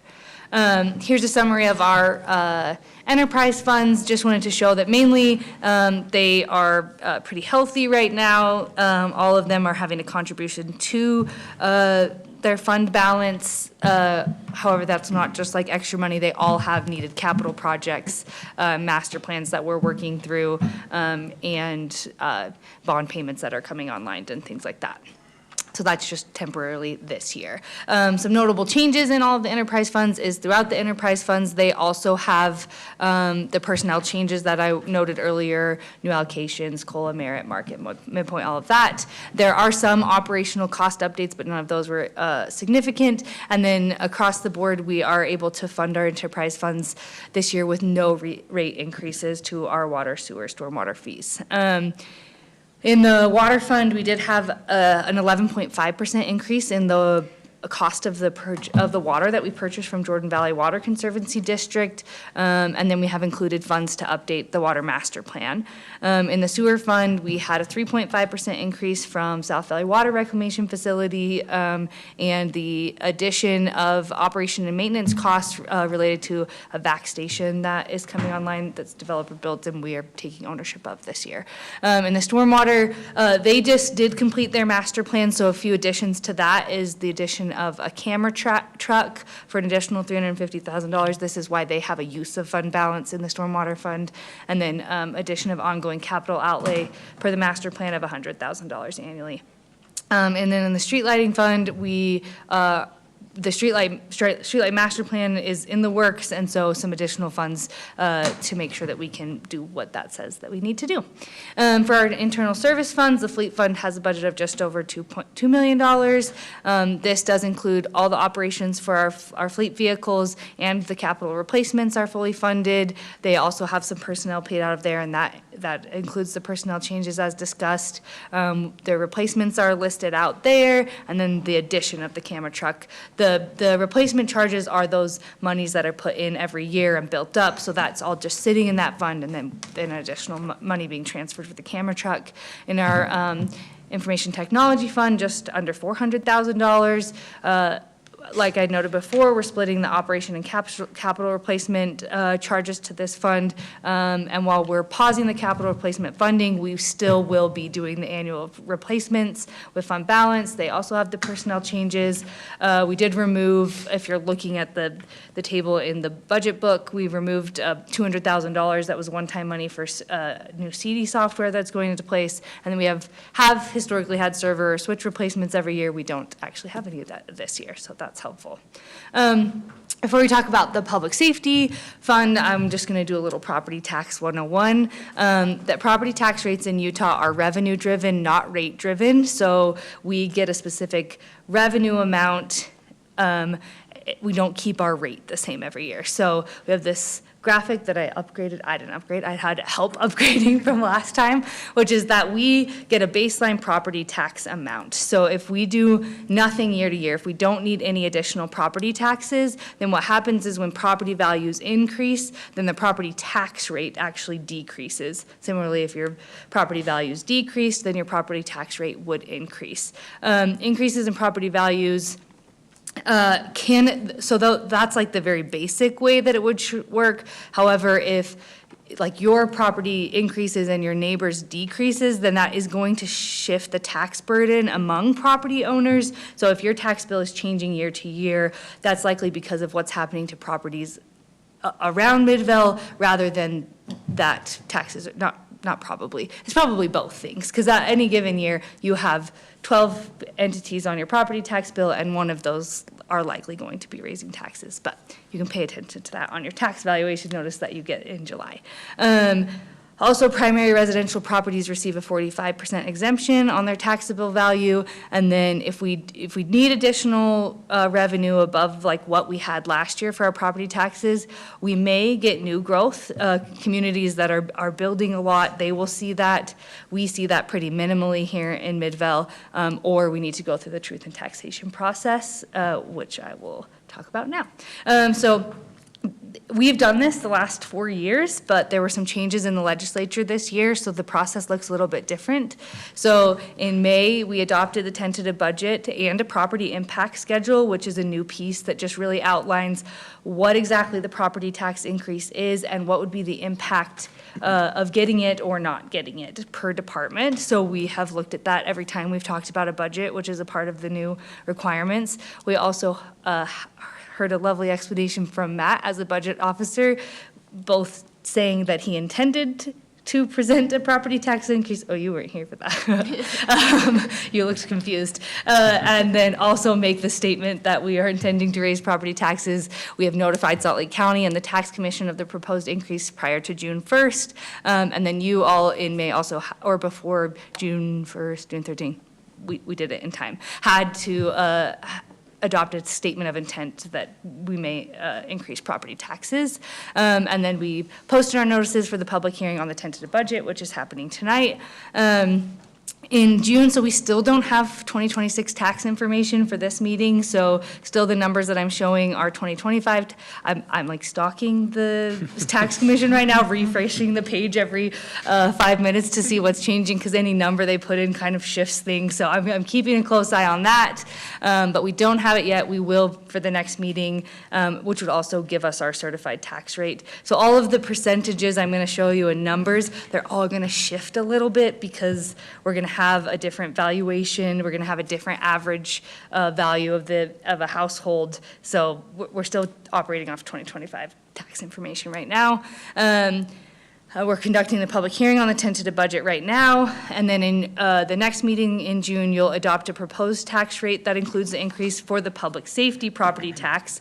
We'll adopt the certified tax rate for the Midvale City rate. This is all quite confusing, I'm sorry. And then instead of adopting the final budget in June and kind of operating off of that, we'll adopt it, or operating off the tentative budget as was previously allowed, we'll adopt what's called an interim budget that will restrict the revenue generated by the property tax increase, but will give the city something to operate off of until we adopt the final budget. Then through July and August, we have various noticing requirements, including like valuation notices. We have to put the county-wide, everyone in the county who's doing property taxes, that has to be like on the main page of our website. We'll have public hearing notices, and we have to put those on different websites and things like that. So lots of noticing. Me and Rory and Matt will make sure that we're getting it all right, I hope. And then in August, we'll conduct the truth and taxation hearing, and this, we are required to allow for virtual participation, so that's a little different than our regular meetings, but we will have to allow for that. And then we'll adopt the final budget, and then within like 7 days, I have to provide evidence of compliance to the Utah State Tax Commission, like pictures, making sure that we had the public impact statement out on the thing, and it's going to be a very large document. I'm collecting things as I go, and then we have to file the budget with the state auditor. The only other thing to note is the property tax impact schedule. It's scheduled technically, and I use statement a lot. Has to be included as a separate item on all agendas where the budget is discussed. So we've had that every time. And we'll continue to anytime there's something budget-related. You adopted the initial one, you'll adopt one next time, but we are allowed to present changes to that as we've gone, so I'm just keeping the updated versions to put along with that. So, sorry, I know that's a lot. I just want to make sure you're up to date on why things seem different than they have in the previous years. And so then here's also just the outline of that. We've had our budget open houses in addition to the requirements, or we had one today. We'll hold another one on the 16th. But that's in addition to what is required. That's not a requirement. Okay, so for the Public Safety Special Revenue Fund, just wanted to note that this was created last year to house all of our public safety related revenues and expenses. And for our revenues, we have the public safety property tax. This tentative budget includes a proposed increase. I moved the state homeless mitigation funding. We were receipting that into the general fund and then transferring it to the public safety fund. Now we're just receipting it into the public safety fund. We've got some interest revenue that's new in fiscal year 27 because we collect on delinquent taxes, and that's where we put that. It's a very minimal amount of money. And then also, the motor vehicle in lieu of tax is related to the property tax rate. And so the portion of that we're getting related to the public safety property tax, we're putting into the public safety fund. And then the transfer from the general fund still makes up the bulk of the revenue for this fund. For our expenditures, really just three things. We have our animal control contract with Salt Lake County, our emergency manager contract with Unified Fire, and then the Unified Police Department. The tentative budget had a 3.1% increase. Their adopted tentative budget had a 2.92% increase. So some of the things, so this is the tentative budget version, but a few things to note is that we actually have about $600,000 more in state homeless mitigation funding that has come in, so that has helped our original numbers a lot. Also, the Unified Police contract is less than what is stated here. So with those things taken into account, this is the proposed public safety property tax increase as it is today. Like I said, tomorrow when I'm refreshing the tax commission page, things come up, these numbers will change. So all the amount of new revenue that we need to generate is just under $78,000. So this is about an 8.5% increase in the property tax rate and will result in the average residential property having additional $5.50 per year to their property tax they pay to Midvale, and $10.11 for the commercial property of the same value. Any questions? I've already stood on one soapbox today, so I will not do another one.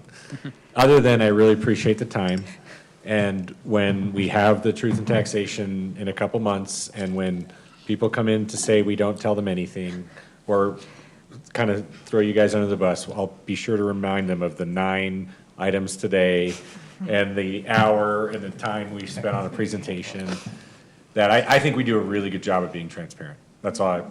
I will not get any more on a soapbox than that. So thank you. Thank you. Any other questions for Mariah? Was that thank you that I'm not getting on a soapbox? Maybe. Okay.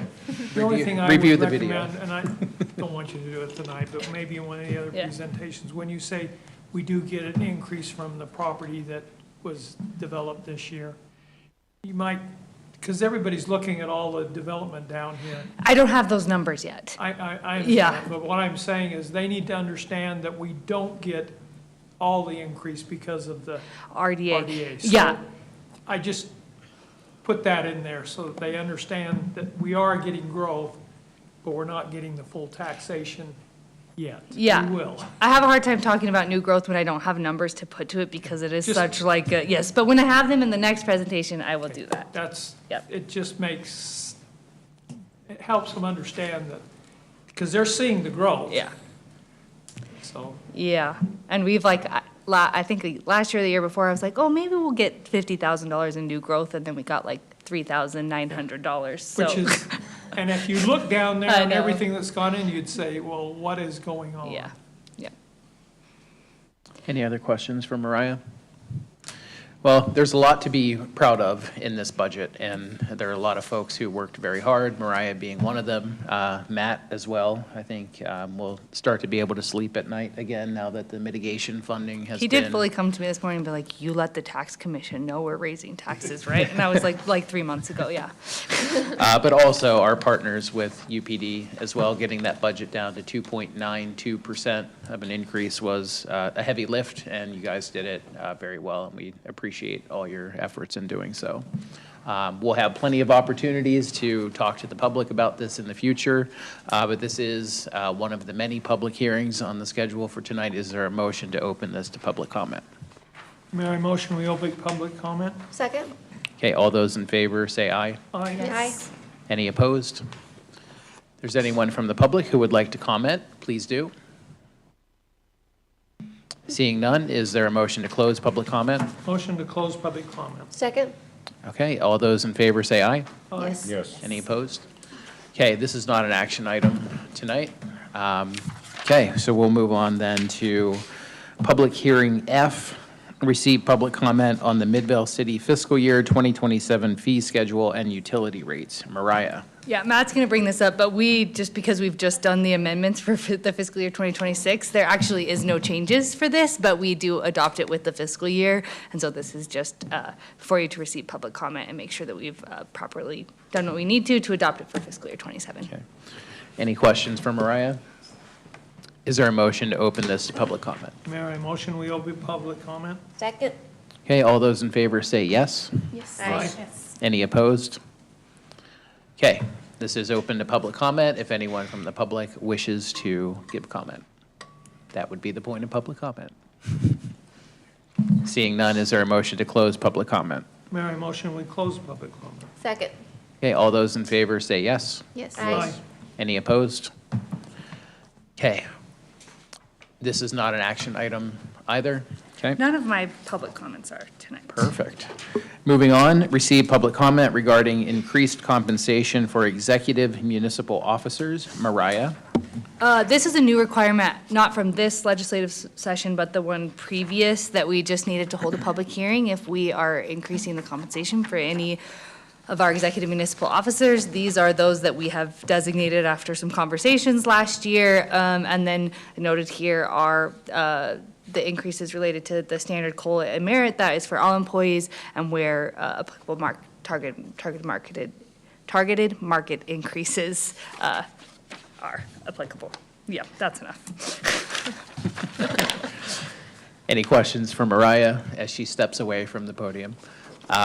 This is also a public hearing. Is there a motion to open this to public comment? Mayor, I motion we open public hearing. Second. Okay, all those in favor say yes. Aye. Any opposed? Okay, is there anyone from the public who would like to comment on this item? Seeing not one muscle moved, is there a motion to close public comment? Mayor, I motion we close public comment. Second. Okay, all those in favor say yes. Yes. Aye. Any opposed? Okay, as we know, there is not an action associated with this one, so we'll move right along to receive public comment regarding setting salaries for elected and statutory appointed officers for Midvale City. Mariah. So every year, we also adopt this with our budget, which basically is all of the pay scales for all the positions in the city. And this one really just reflects all of the pay scales as they were. It takes into account market adjustments. And then this one has the 3.5% COLA represented in it. And if that will be different, we will show an updated version for adoption with the budget next meeting. Okay, thank you. Any questions for Mariah? Is there a motion to open this to public comment? Mayor, I motion we open public comment. Second. Okay, all those in favor say yes. Yes. Aye. Any opposed? Okay, is there anyone from the public who'd like to comment on this item?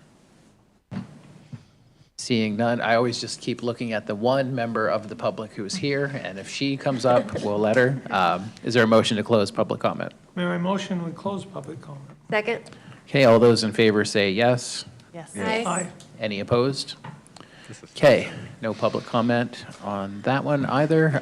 We'll move on then to public hearing number 9, or 8, what was it? Receive public comment regarding proposed amendments to the fiscal year 2026 general fund budget and other funds as necessary. Mariah. Yes, this one I actually I think it speaks to we're operating on a tight budget, and at the end of the year, because of that, there could be a lot of like maneuvering that I have to do, but I don't. This is very simple, and I just want that to speak to the staff and what they're doing to make sure that they're operating within the budgets that they've been given. So in the general fund, I am projecting it.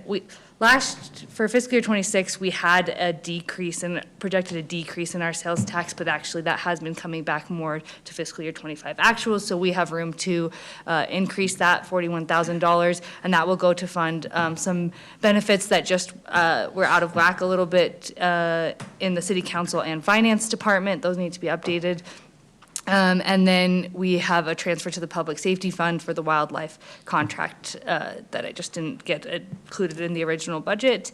And then we have a use of fund balance increasing by quite a bit, but that's because always at this time of year, I need to move, because our fund balance right now is sitting pretty healthily, right around 34.5%. I need to make sure that I have budgeted space to move that excess into the capital projects fund to use for projects as we need there. So that's to help make sure I have that. I don't know exactly what we'll need to do by way of that until the audit is done, but that's there so that it's budgeted to be there. And then we're transferring to the water fund. We had, it's partially the ARPA funds, but the money that the fund balance in the general fund had said they would contribute to the public works facility. So that's just budgeting for that transfer in this fiscal year.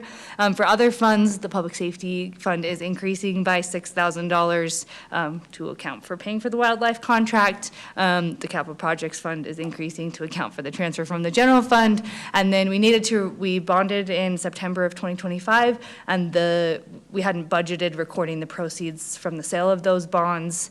So that's in the water and sewer fund, as well as the associated issuance costs with those bonds. And that's everything. Okay, thank you, Mariah. Any questions? Okay, is there a motion to open this to public comment? Motion to open public comment. Mayor. Second. Okay, all those in favor say yes. Yes. Aye. Any opposed? Is there anyone from the public who'd like to comment on this item? Okay, is there a motion to close public comment? We all keep looking at her. Mayor, I motion we close public comment. Second. Okay, all those in favor say yes. Yes. Aye. Any opposed? Okay, we got through those 9 public hearings. Thank you, Mariah and staff. We'll move on then to the consent agenda. We have one item, and that's to consider the minutes of May 19th, 2026. Is there a motion to approve the consent Mayor, I agenda? motion we approve the consent agenda. Second? Okay, motion and a second. Rory, will you call the roll? Yes, Councilmember Brown. Yes. Mikuláš. Yes. Billings. Yes. Glover. Aye. And Robinson. Aye. Okay, that passes unanimously. Next, we have a couple of action items. First, consider ordinance number 2026-017, establishing the Community Clean Energy Program in Midvale City. And while I go down to the podium, if we can pull up the PowerPoint.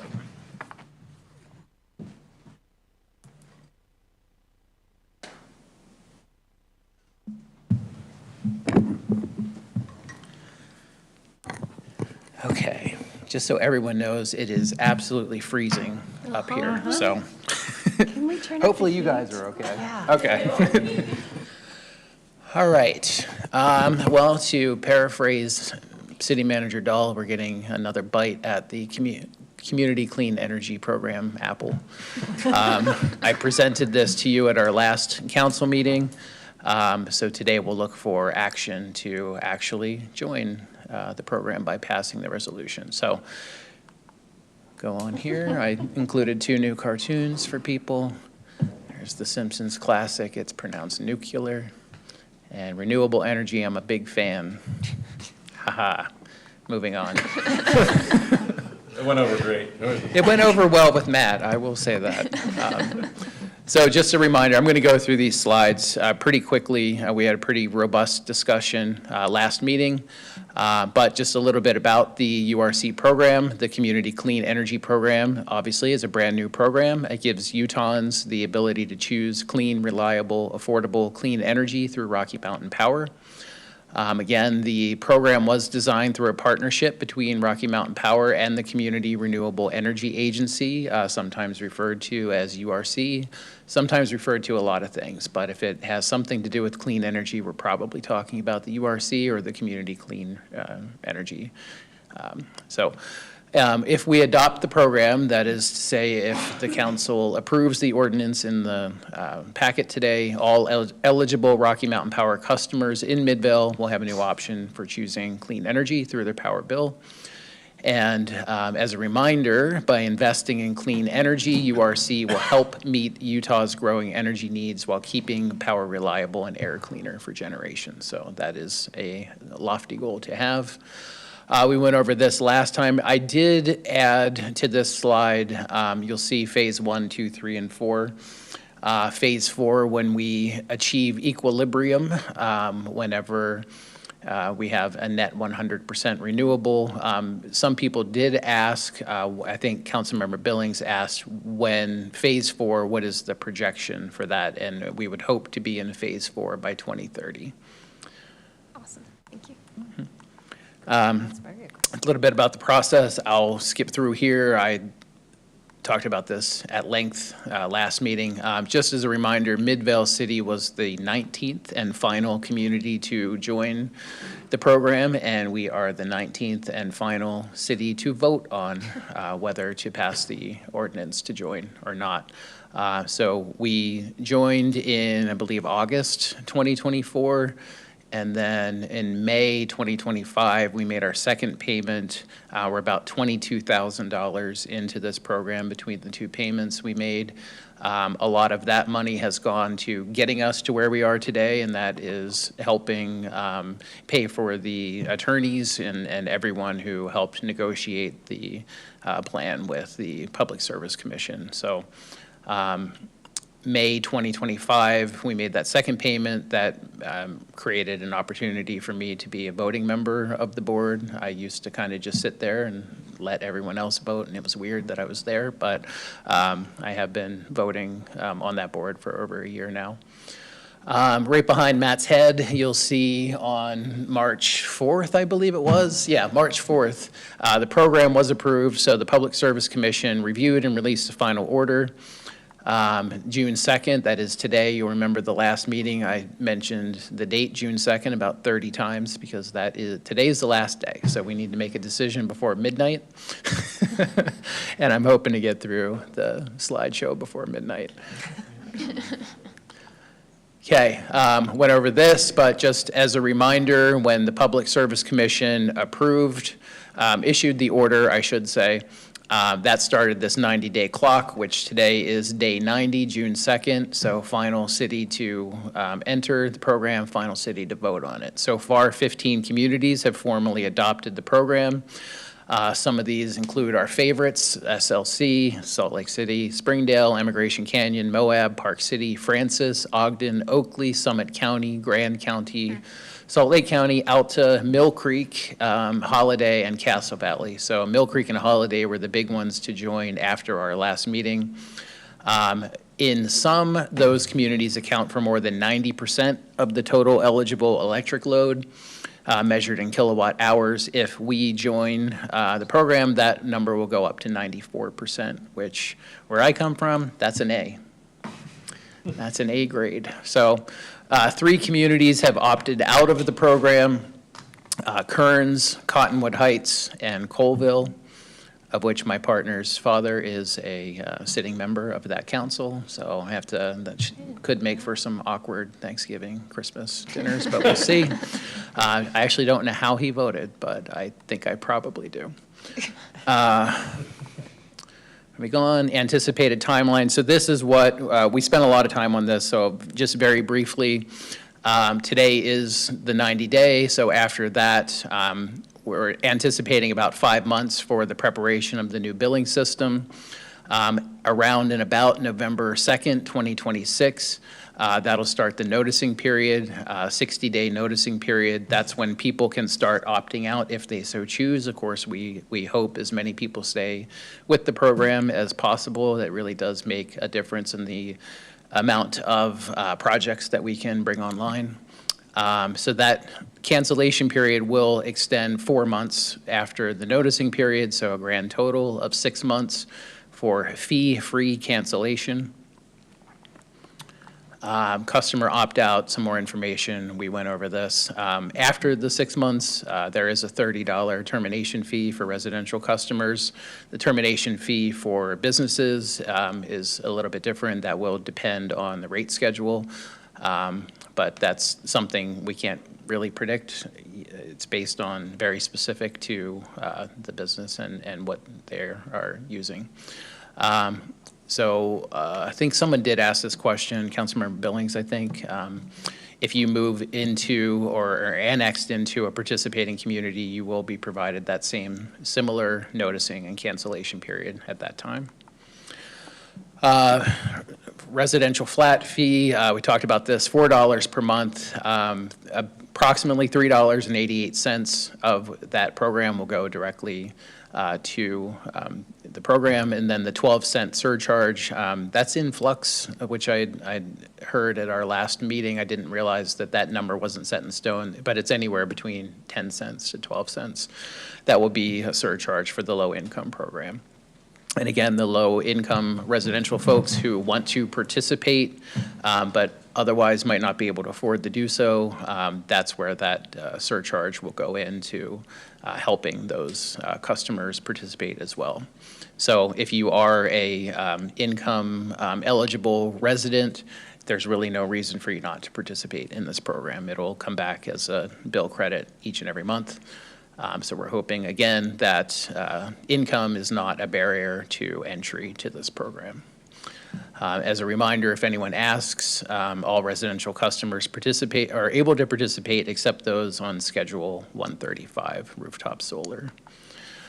Low income, I won't go over this again. We went in great detail last time, but essentially, if you are already on a assistance program through HEAT or HELP, you won't have to do anything at all. You will get that credit on your bill. One of the things I plan to do when we start giving this information to the public is letting people know that if you have issues paying your utility bills, you should see if you are eligible for one of these programs. And if someone is not on one of these programs and then becomes enrolled in one of the programs, then they will, will then receive that bill credit to participate in the program. So we definitely wanted to, I think this is one of the key things that will make this program successful, because if all of the sudden anyone who's in a low income, if they're receiving one of these programs and they just opt out because they don't think that they can afford $4 extra, I'm really hopeful that this keeps people on the program and within the program as many as possible. So again, they can participate for free. Another great thing about this is even if they decide in the future for some reason that they no longer want to be part of this program and the 6-month fee-free period has ended for most people, as long as you're in one of these programs, we do not charge a termination. Well, Rocky Mountain Power will not charge a termination fee. We, Midvale City, aren't going to charge any fees directly. Non-residential volumetric rate is, so businesses won't just pay the $4 fee that the residential customers were. It is based on their kilowatt hour usage. So that is charged at 0.00609 plus 12 cents again for the low income subsidy. And I gave this example from before. Approximately those businesses can expect less than approximately 5% increase in their utility bill if they so choose to participate. And we hope that they will. We are very hopeful that businesses will see the value in this program, and also it gives them some marketing ability to market themselves as a clean energy facility. So we're hoping to get that message out to our business community as well. Long-term, a lot of questions have come in. What about the rates? Are they going to increase? Are they going to decrease? And the public service order that was issued in March, we'll read the highlighted part here. No evidence in the record suggests that the program rates are likely to meaningfully increase from the initial rates approved in this order. Instead, under Rocky Mountain Power's proposal, they would decrease rather significantly after the first 2 years. Again, the more projects we can bring online, we anticipate that number pretty quickly, the $4, might be reduced. So if it is increased, it'll go through the same process of any rate increase. It'll be a very public process, but we're not anticipating having to go to that. Policy analysis, I went through this last time, but again, working to support clean energy feel aligns with Midvale City's mission of promoting the health, safety, and welfare of our community. And again, this program offers assistance to income-qualified residents along with a generous 6-month fee-free opt-out period. So there was a lot of concern from other communities. Why is this an opt-out? Why didn't you just let people opt in? But I think that with these safeguards in place, it's essentially an opt-in program with these things. Like, you have a half of a year to determine whether you want to participate or not without any sort of fee. And even then, at that point, you don't have to remain in the program. There just is a cancellation fee. So we're not forcing anyone to remain in a program that they don't want to be, but we certainly do hope that the vast majority of Midvale residents choose to remain in the program. Any questions? Okay. Well, this is weird being on this side, but we do have to vote on this today. There's a recommended motion on the board for council to consider.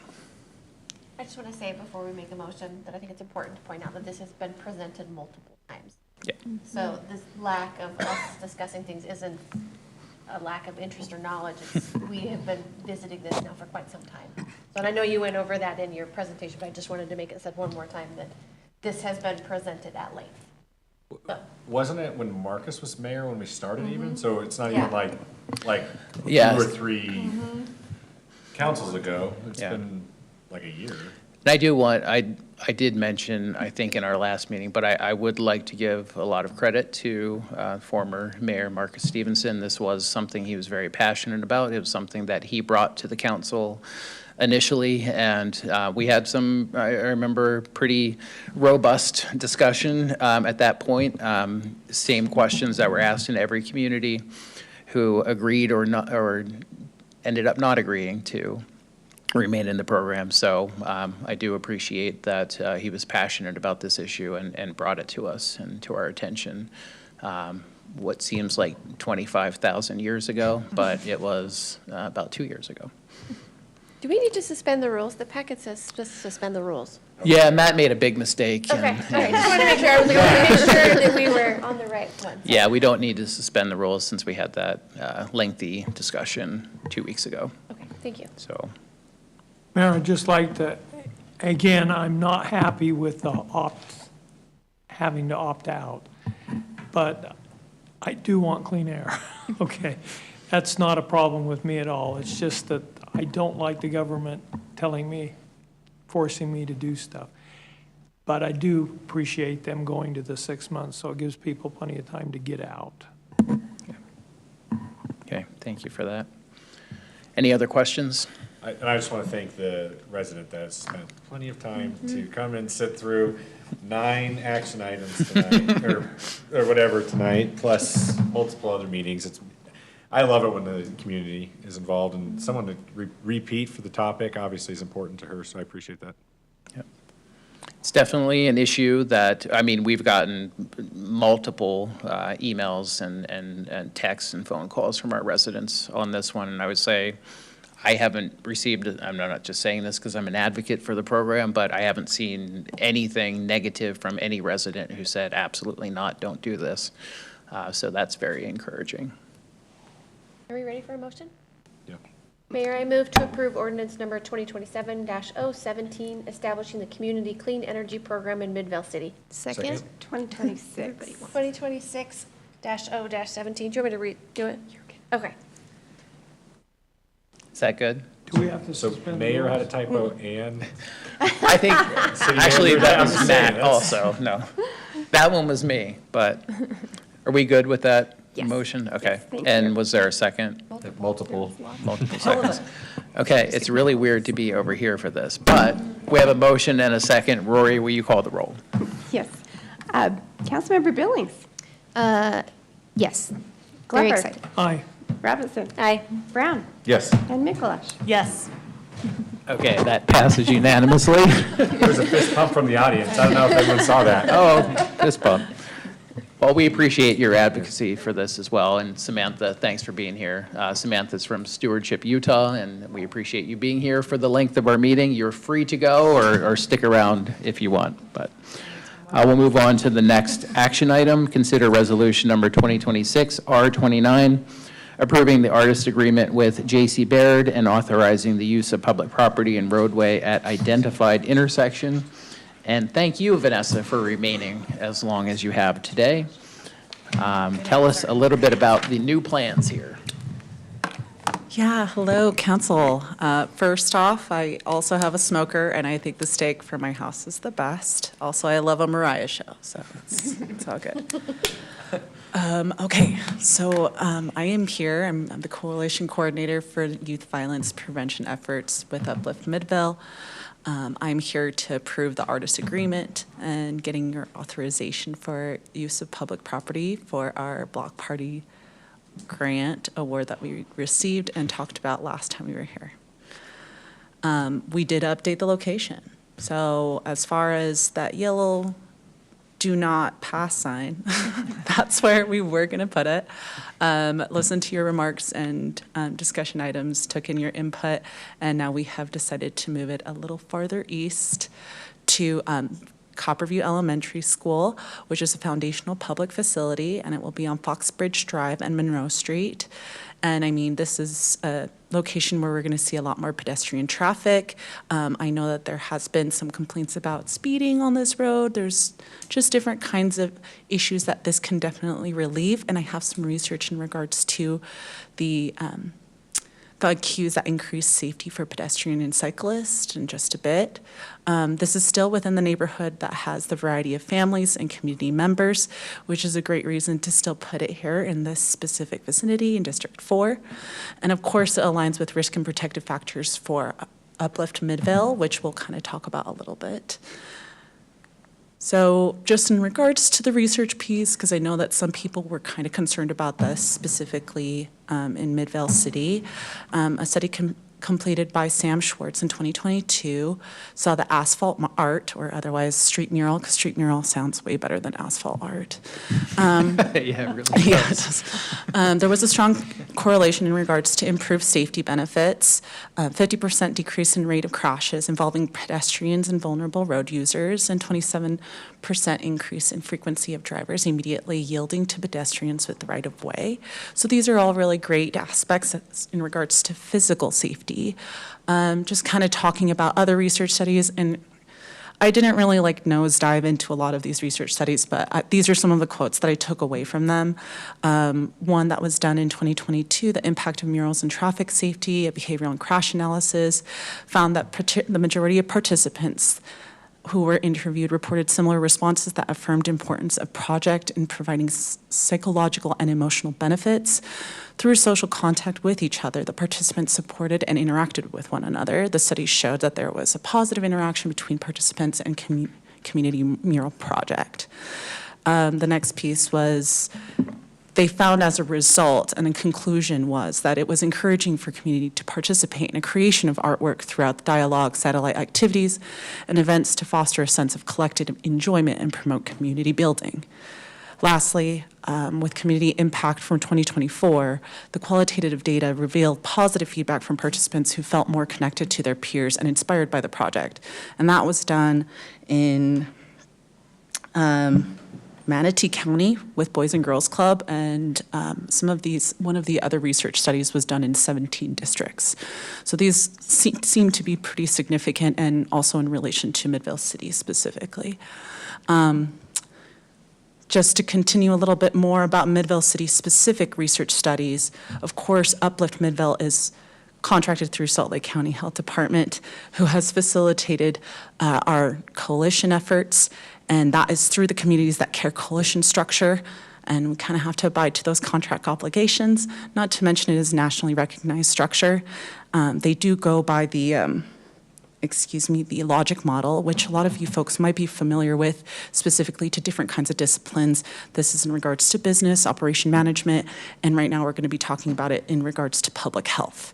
Now, when it comes to logic model, we have to find the problem, we have to find why it existed, and then of course we have to find a strategy to protect us or avoid those problems, or in other ways known as finding solutions. So, risk factors are what lead us to problem behaviors. Problem behaviors is what we're trying to fix, right? So protective factors would be our strategy to approach that. In regards to the risk factors, this was identified through our SHARP survey, which is nationally recognized and approved by coalitions, Communities That Care. And this is the SHARP survey, which is, I believe, survey of health and risk and protective factors. And this is it is implemented throughout. It's nationwide, and so we did implement it here in Midvale City Schools.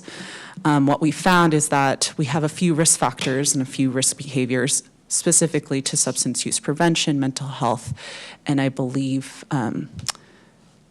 avoidant or antisocial behavior, which was involved with gang involvement. So anyway, needless to say, what we decided as a coalition, which involved community partners, local partners, that we decided that low commitment to school is one of the bigger concerns, along with low neighborhood attachment and gang involvement. Now, gang involvement was decided after a violence assessment that was performed by JJYS, which is the etiology of the creation of this coalition, asking for help, and then that's how we got our funding. Low neighborhood attachment is actually it's higher than state level, so that means we have less attachment to our neighborhoods, and the same thing with low commitment to school. Not to mention low commitment to school is kind of displayed on the ground, boots on the ground with the school district. And again, they are both, this is also according to 2023 results in a downward spiral as far as trends are concerned. So that means we need to pick those up. Now, as in regards to the pros, is that the protective factors are our strengths as a city. So family opportunities for pro-social involvement. We're doing a great job, guys. Community rewards for pro-social involvement. All those two items can be displayed alone with our events. I mean, with our mural fest, with the car events, with all the different kinds of opportunities that we have here, it gives opportunities for families to actually get involved and engage with one another. And the same thing with community rewards for pro-social involvement. And then another protective factor is opportunities for pro-social involvement at school. And then lastly, we decided on rewards for pro-social involvement at a peer and individual level. So based off of like some of the research studies that I mentioned before, those are peer and individual level pro-social opportunities that people can take place in regards to street murals. Sorry. So I know this is all a lot of background, but some people brought some concerns, and I would like to at least address them before we proceed. Moving on to why we need public property permission is because we will be requiring temporary use of public streets and right-of-way. We have sought out appropriate safety measures and have contracted through the Utah Barricade and also Public Works, and we have been able to ensure signage and coordination for public safety. As far as the key terms of the agreement with J.C. Bird, she has this is roughly the design that she'll be going through. Of course, this is based off of the old coordinates. We will be adjusting it considering that Monroe kind of ends on a dead end street. I'm sorry, Foxbridge ends at a dead end street on Monroe. So those will kind of change a little bit. If you can see, there's like these beautiful glass figures. One is a fox, one is a squirrel with little coral fish. The coral fish is not necessarily specific to Midvale City, but they seem to be very pretty to add as an aesthetic. Additionally, the snake piece is going to be fun for people to cross the street. It just kind of gives more engagement for pedestrians. And of course, we see foxes all the time on Jordan Parkway, which I've seen personally, and it's wonderful. And this is just a really fun opportunity for people to engage with it. Let's see. The other pieces of the agreement is that the artist will be charging us a $5,000 fee. Midvale City will retain sole ownership of the mural, including intellectual property rights. Midvale City will retain discretion and fiscal responsibility of the maintenance and repair. My hope is that in following years, maybe we can do another block party and like update or like paint again. It's just a nice opportunity, knowing that it will go well. Here's the citations of some of the research studies that I mentioned. And of course, J.C. Baird, some of her pieces, which kind of seems complementary in regards to like paint by numbers. This is a recommended motion. Of course, open for discussion and any questions that you might have. I appreciate it. It probably came up last time, like, oh, I can't imagine this being a topic, and then it was a very lengthy and passionate discussion. I would like to say, I like the new location. I think there's also something else I didn't think about, but it's also where the parade starts, so it's kind of a cool intro for, everyone that gathers there. There's hundreds of people. I would say Glenn's not here, so we should tell him that he has to do that again. He has to run the parade. He can't say no, he's not here. I've tried. You tried? He purposely said he was done the day before. Yeah. So it's like a great spot. We did get one concern about both graffiti and speed, and I actually, weirdly, the studies show how much less graffiti happens on public art, right? Mm-hmm. Now, there's obviously anecdotal examples, like we had one on one of our murals, right? So they happen, but it's just so much less than not.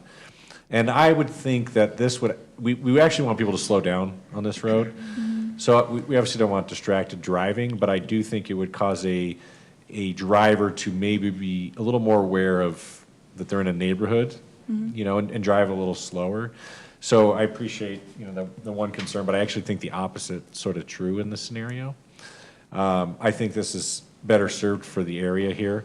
That school is, had some issues, so I think kind of putting in front of the school, try to support them a little bit, maybe that can at least boost some morale there, So appreciate it. I'm glad everyone's amenable to change. I think having it on that end of the city too is great. That's sort of the very edge. So we should be working on the edges of our city as much as possible so people can go This side's way cooler than the sandy side. Yeah. Which it is. Which it obviously is. Midvale's better, yeah. Yeah. Any other questions for Vanessa? Comments, concerns? Okay, there's a motion to consider. Did you have something, Glover? No, Yeah. I was having a hard time with Yeah. my throat. I just had concerns of the safety of the cars and being distracted. Mhm. But it looks like most of the information you've given us says that that's not the case. And I appreciate you bringing that up. Yes, of course. Mayor, I move that we suspend the rules and approve resolution number 2026-R-29, approving the adoption of the artist agreement with J.C. Baird and I felt like I had to yell it, authorizing the use of public property and roadway at the identified intersection. Second. Okay, we have a motion and a second. Rory, will you call the roll? Yes.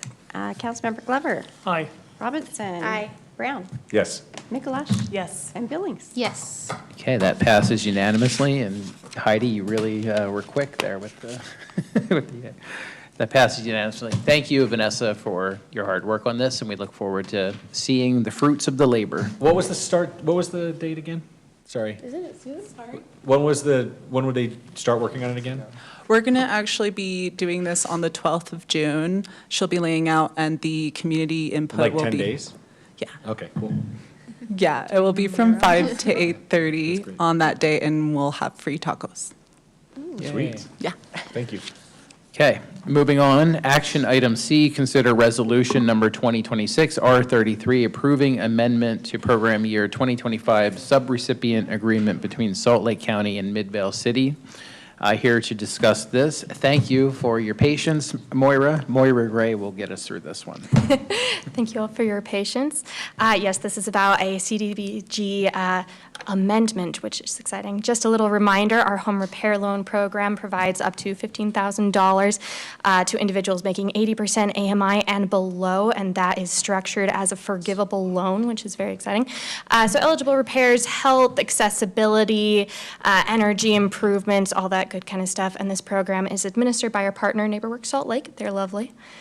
And then just a little update on our program impact. When I came to you last time, we got $100,000 from the county for program year 25 to 26. So far this year, we have helped 8 families, that's 13 adults and 7 children. The average AMI that we're helping is 50%. Our goal was 60 to 80%, so we're actually helping a lower income than we were expecting, which is very exciting. And we have helped 3 single-parent households. And you can see that since our program inception in 2023, we've helped 20 families, same average AMI basically, and 4 single-parent households. So we are serving our neediest population, which we're very excited about. The reason I'm coming to you today is we have more money, potentially, if you agree to it. This amendment will give us a bonus award of $100,000 for the program year 25 to 26 to support this program, and it will also extend our period of performance to December 31st, 2026. The reason this happened is the county did some, accounting auditing, and they found, oh, we haven't given out this money, let's do that. So this is one-time funding for an extra $100,000 just for this year, so that's very exciting. Yeah, any questions? Thank you. Just seeing it, it's like one of those things, like, is this too good to be true? Like, what, there's no downside. Yeah, to- this is interesting. Do we have to use it this year, or if we don't use it all, does it roll over? That's a great question. They really want to get it out as soon as possible because this is funding that was supposed to have already gone out, and they just kind of found it. So, right now, our period of performance is until December 31st. Originally, this was supposed to be with our original contract, so it was supposed to have expired July 1st, June 30th. And we just didn't get the contract, so we said, hey, we can't spend that in a matter of days. So is there a way we could extend the contract? So I'm not sure about extending it beyond that. We can always ask. But NeighborWorks has told me that this is their most successful program. Yay! So we're really hoping to get a lot of people in the pipeline so we can expend these funds pretty quickly. Yeah, I don't think we'd have any trouble finding families and homes that we can help with this program by December. Any other questions for Moira? If not, it's on the board. I move that we suspend the rules and pass resolution number 2026-R-33, authorizing the mayor to amend an agreement with Salt Lake County for community development block grant funds to support the redevelopment agency's home repair loan program. Second. Okay, we have a motion and a second. Rory, will you call the roll? Yes, Councilmember Robinson. Yes. Brown. Yes. Mikuláš. Yes. Billings. Yes. And Glover. Aye. Okay, that passes unanimously. I think Heidi did a pause there for drama. I was distracting. Appreciate it. Moving on, we have two discussion items. First is to discuss the State Auditor's Office fraud risk assessment. And you probably could have guessed it, but here to discuss is Mariah Hill. Hello Mariah. again. This is a requirement that was put into place 5 or so years ago, kind of as like, it was meant to be like a tool so we could assess where we were with our risk of fraud and in the organization, and it has become a little, though it hasn't changed in body, in what the auditor is wanting for this has become a little bit more of a requirement. So per state compliance, the auditor state compliance, we are required to present this to you all in a public meeting every year. So we, a few years ago, did a few things, put a few things into place on this list to take us from the low to the very low risk level. Nothing has changed on this in a few years since then. So we have scored points 375 out of 395, which means that we have the things in place that we should. Really, the only thing we're missing is an internal audit function, and we just really don't have the staff capacity to do that. And so we are in the very low category. Any questions? Any questions? I've asked this question because nobody, of all the boards that I sit on, every single person or every single board has that, does the entity have a formal audit function? It's blank for UFA, I think it's blank for UPD. Yeah, so some larger organizations would definitely have it, like maybe Salt Lake City does, maybe like a Provo. The other thing is the auditor does recommend that you don't necessarily need to have a large staff to do that. They recommend that what you could do is trade internal audits with another organization. But again, that's staff time, that I just don't have to give. I think being in the low category as a trade-off for not making staff do more work is fine, in my opinion. Yeah. Well, we still get in very low, right? Yeah, So- we're very low. Very low, Yeah, yep. We are It's in the lowest. Just the difference of having a perfect score versus not. As someone said recently, 94 is an A. Yeah, so- yeah. I did hear that today. I feel confident in the things that we have in place. Yeah. Or we could just say, hey, you're the internal auditor. I don't want to do that, Mayor. You don't have to do it. Haven't you seen my brain exploding today? So. Just give her some more action items to talk about next time. Speaking of which, we have one more discussion. Is there any other discussion, questions, comments? No. One more for their city council meeting, discussion of fiscal year 2027 property tax impact schedule. Mariah? Forgot about that one. Okay, this is all information you have already seen tonight, but we do need to, by state code, present it every time. So here it is separately, the updated proposed property tax impact schedule, just noting that we are trying to raise $77,786 of new revenue. That's where we're currently at, estimated, which would be 8.26% increase, $5.56 per year on the average primary residence, and $10.11 per year for the a business equaled at the same value. And then we are required to say what the affected departments would be, and funds for us, that's a public safety fund. And were we not to get the tax increase, we would need to reduce our precinct officers by 1 at this point. That's a less scary number than what we started with. Yes, that's all. Okay. And the chief didn't fall out of her chair hearing that. We'd have no intentions of doing so, but we appreciate the proposed property tax impact schedule, whatever you called that thing, that we'll be seeing from now until eternity. Okay, moving on. Mercifully, we do not have a closed session tonight, so I think Bryant said he wanted one. Oh, okay. He did. Denied. Yeah. Is there a motion to adjourn city council? Motion to adjourn. Second? Okay, we have motion and a second. All those in favor say aye. Yes. Any opposed? Okay, we are adjourned from City Council, and we have magically reappeared now as the redevelopment agency at Midvale City. Same people, different titles. Rory, will you call the roll and see who's here? Yes, Board Member Billings. Here. Mikalash. Here. Brown. Present. Robinson. Here. And Glover. Here. Okay, we are all here. Never gets old.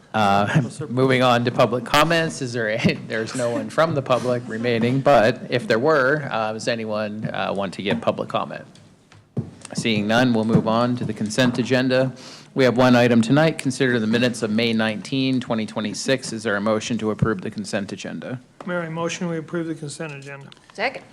Okay, we have a motion and a second. Rory, will you call the roll? Yes, Board Member Brown. Yes. Mikalash. Yes. Glover. Aye. Billings. Yes. And Robinson. Aye. Okay, that passes unanimously. Moving on, we have the 10th public hearing of the evening. Public hearing to receive public comment regarding the tentative fiscal year 2027 budget for the redevelopment agency of Midvale City beginning July 1, 2026, and ending June 30, 2027. Do not Can you adjust. imagine it's me again? Mariah. Okay, I'm going to present this, though Kate did a better job, so sorry if, I'm not her. Sorry, I'm not Kate presenting this. What? Oh, I thought somebody said that. Oh, my goodness. Uh-oh, sorry, I did not Maybe intend to be the person to go off the rails here. Okay.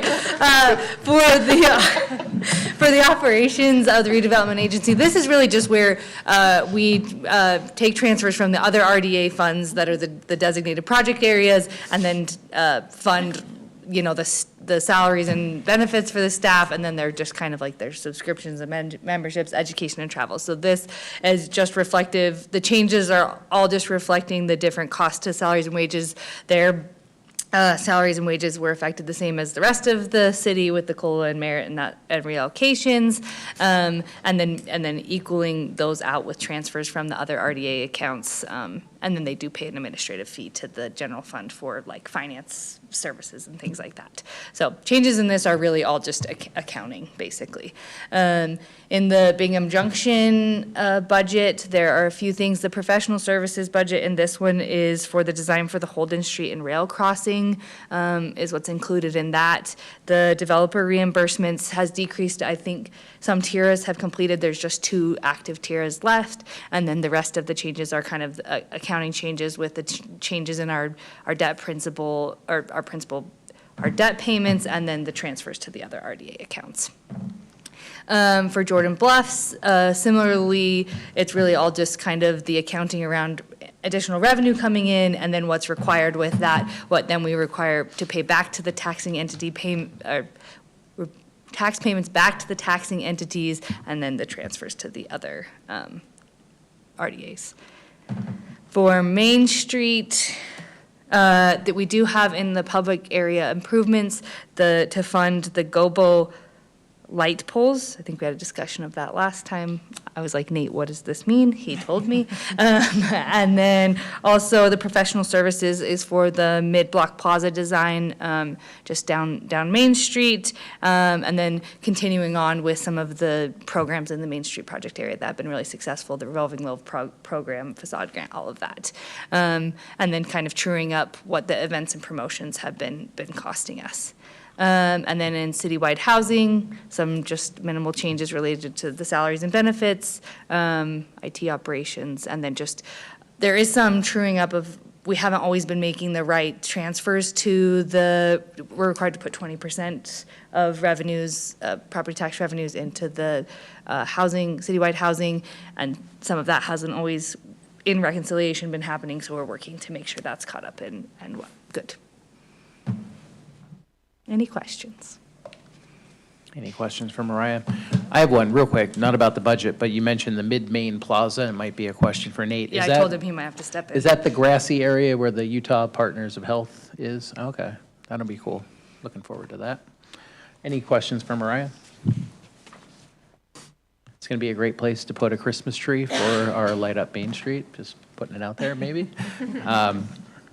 Okay, this is a public hearing. Is there a motion to open this to public comment?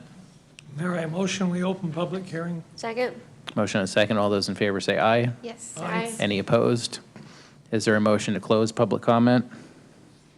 Mayor, I motion we close public comment. Second. Okay, all those in favor say aye. Yes. Aye. Any opposed? Okay, this is an action item, and the action is in your packet. I don't think This is not an action. The MBA Just one. rest- Oh, sorry, Yes. yeah, I switched ahead to the MBA agenda. My bad. Okay, well, let me get back to that. Motion to adjourn. Second. Motion and a second to adjourn. All those in favor say aye. Yes. Any opposed? Okay, we are adjourned, but we are not done yet. We have now magically reformed as the Municipal Building Authority of Midvale City. Rory, will you see who is here and who might be delirious at this point? Board Member Mikuláš. Present. Billings. Here. Brown. Available. Glover. Present. And Robinson. Here. Oh, the presents are like knives in my heart. So we are all here. Moving on to public comments. Is there anyone wishing to give public comment? Moving on to the consent agenda. Consider minutes of May 5th, 2026. Is there a motion to approve the consent agenda? Mayor, I motion we approve the consent agenda. Second. Okay, we have a motion and a second. Rory, we call the roll? Yes. Board Member Billings. Yes. Robinson. Yes. Brown. Yes. Mikuláš. Yes. And Glover. Yes. Okay. Great night. Unanimous yeses on that one. So simple. Moving on to our unprecedented 11th public hearing tonight. Receive public comment regarding the Midvale Municipal Building Authority budget for fiscal year 2027, beginning July 1, 2026, and ending June 30, 2027.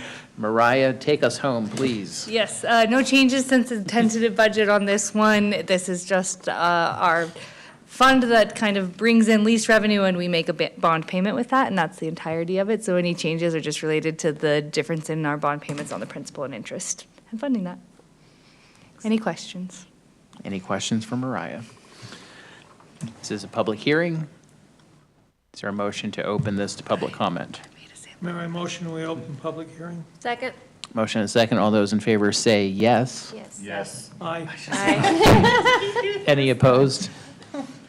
Okay. With this is open to public comment, seeing absolutely no one in the audience. Is there a motion to close public comment? Mayor, I motion we close public comment. Second. Motion and second. All those in favor say aye. Aye. Yes. Any opposed? He's on fire. Okay. Public comment is closed. There is an action associated with this, and that is up on the screen. Mayor, I move that we adopt Resolution 2026-02 MBA adopting the Midvale Municipal Building Authority budget for fiscal year 2027, beginning July 1, 2026, and ending June 30th, 2027. Second. Okay, we have a motion and a second. Rory, one final time, will you call the roll tonight? Board Member Mikuláš. Yes. Billings. Yes. Glover. Aye. Robinson. Yes. And Brown. Aye. Okay, that passes unanimously. All ayes on that one. Is there a motion to adjourn? Motion to adjourn. Second. Motion and second. All those in favor of adjournment, say aye. Yes. Aye. Aye. Any opposed? Okay, we are adjourned. Have a good night, everyone. Thanks for sticking around. Chief. Oh, yeah. Chief, you win the prize. Yep. Hey, Mayor? Yes. Before you really can I talk fast. to you for a second? Oh, yes. Sticking Is it around. about your pin that you want back? No, it was not about him. I just had somebody contact me for your attention. so I Oh, just run it by you. okay. That's the thing about this. If this was when we started, that Ivory one, we would have been here till midnight. Oh, yeah. There would have been, thanks, Matt, Oh, yeah. 50 people here. I Yeah. don't know what changed. They all They trust us. We trust, like, we Exactly. started, Exactly. the 3-story had 50, maybe 100 people. We would have been here till midnight.